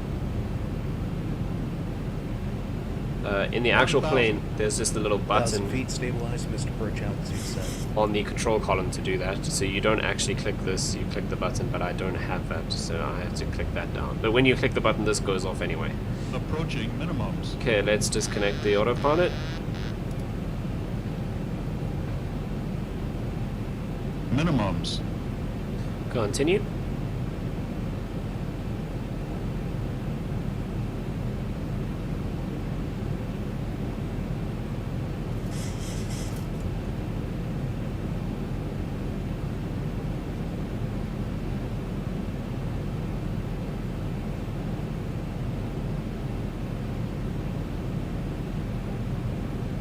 So we're just kind of keeping it so that we have 2 white lights, 2 red lights. Then we know we're on that 3-degree glide path. 500. And we're using our throttle 400. to maintain that 157 300. knots-ish. 200. A little bit low. 100. 50. 40. 30. 20. 10. Right, and we'll go reverse. Reverse green.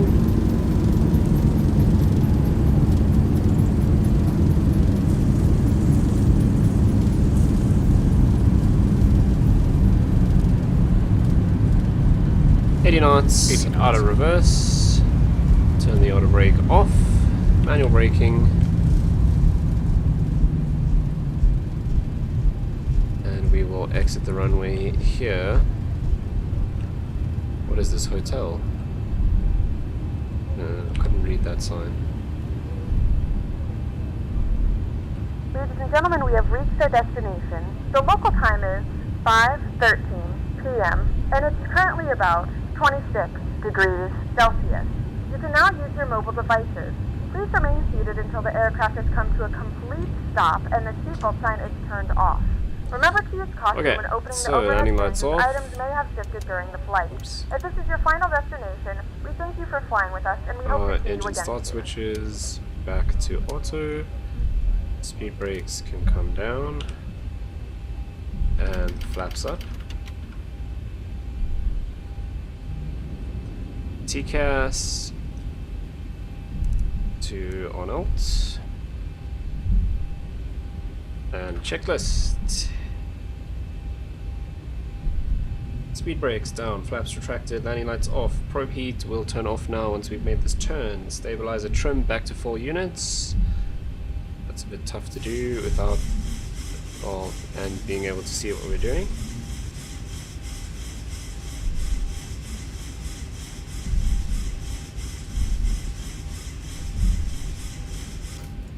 There we go.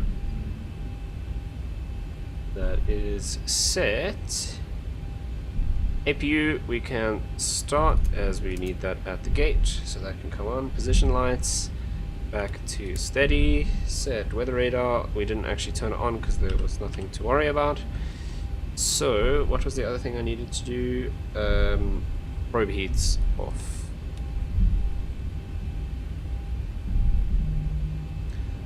Now we taxi into the gate. So there are 12 gates here at Durban King Sharko. Which one should we choose? Choose 1 to 12. I think there's 12. I know there's at least 10. And now you're gonna pick 12. Probably doesn't exist. Actually, I can tell you. I don't know why I just did that.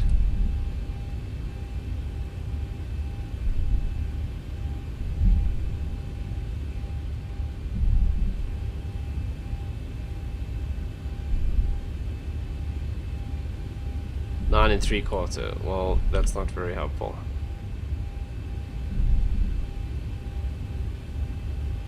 Oh my word, this doesn't have the numbers on. I need the parking one. Okay. Okay, but there's at least 12, so we'll be fine. Okay, 9 3/4 doesn't exist. Kelly's fallen asleep, so we'll do 9. Actually, 3/4 is closer to 10, so we'll do 10.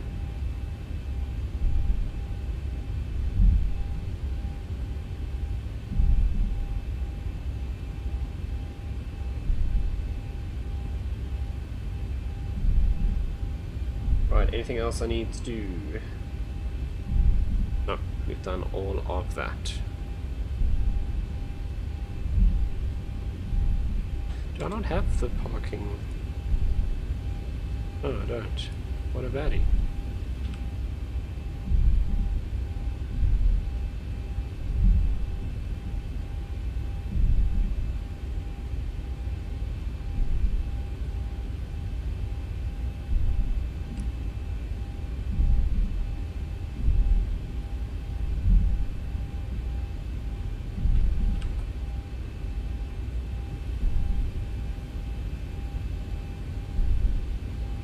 There we go. Now we have the parking one. So there are 16. Wow. Okay, so we said we're going to take 10, which is there. So we are coming along taxiway Alpha at the moment. So we want to turn in on Echo, I think. Yeah, so we'll turn in Echo Alpha 10. Cool.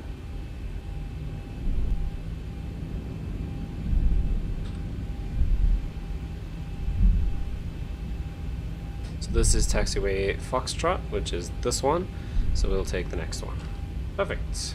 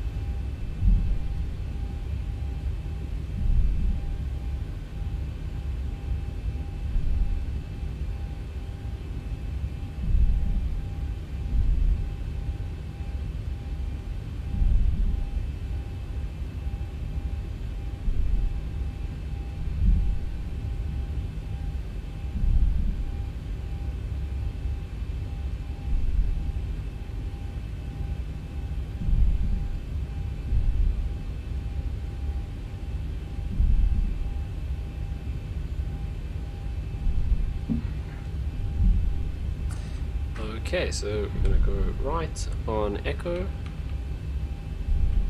Let's just slow down, less than 10 knots in a turn like this. And gate 10 should be just to the right.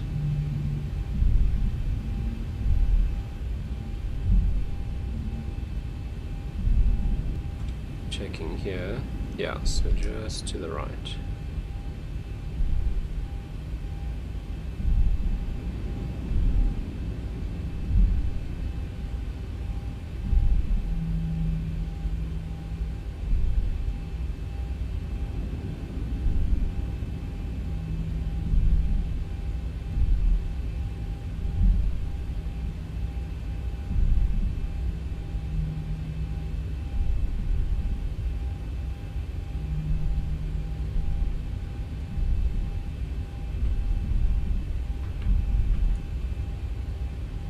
Okay, so that is 9. Right, let's turn off the taxi lights and the runway turn off lights before we turn in here, and here is Alpha 10.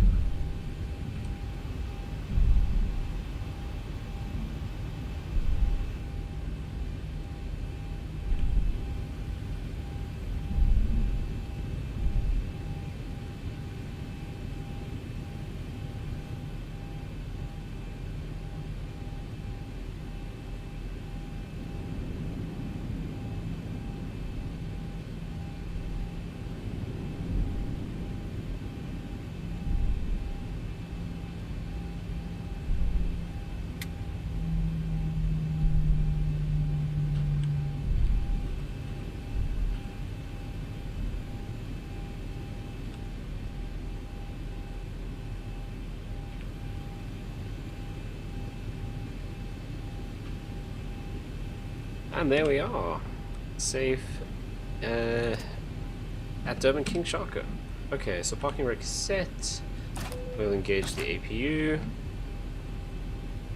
We can then make sure that the APU bleed is on. That comes back to open.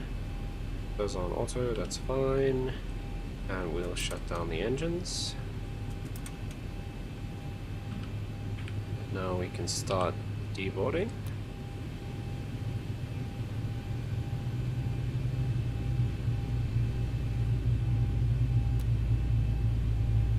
We can turn those off and all of these as well. Your damper can come off, all of the fuel pumps can come off except for the one to power the APU. Seatbelt signs off. Anti-collision light off. And there the passengers are now starting to get off. Let's go through the checklist. Engine start levers cut off. Transponder.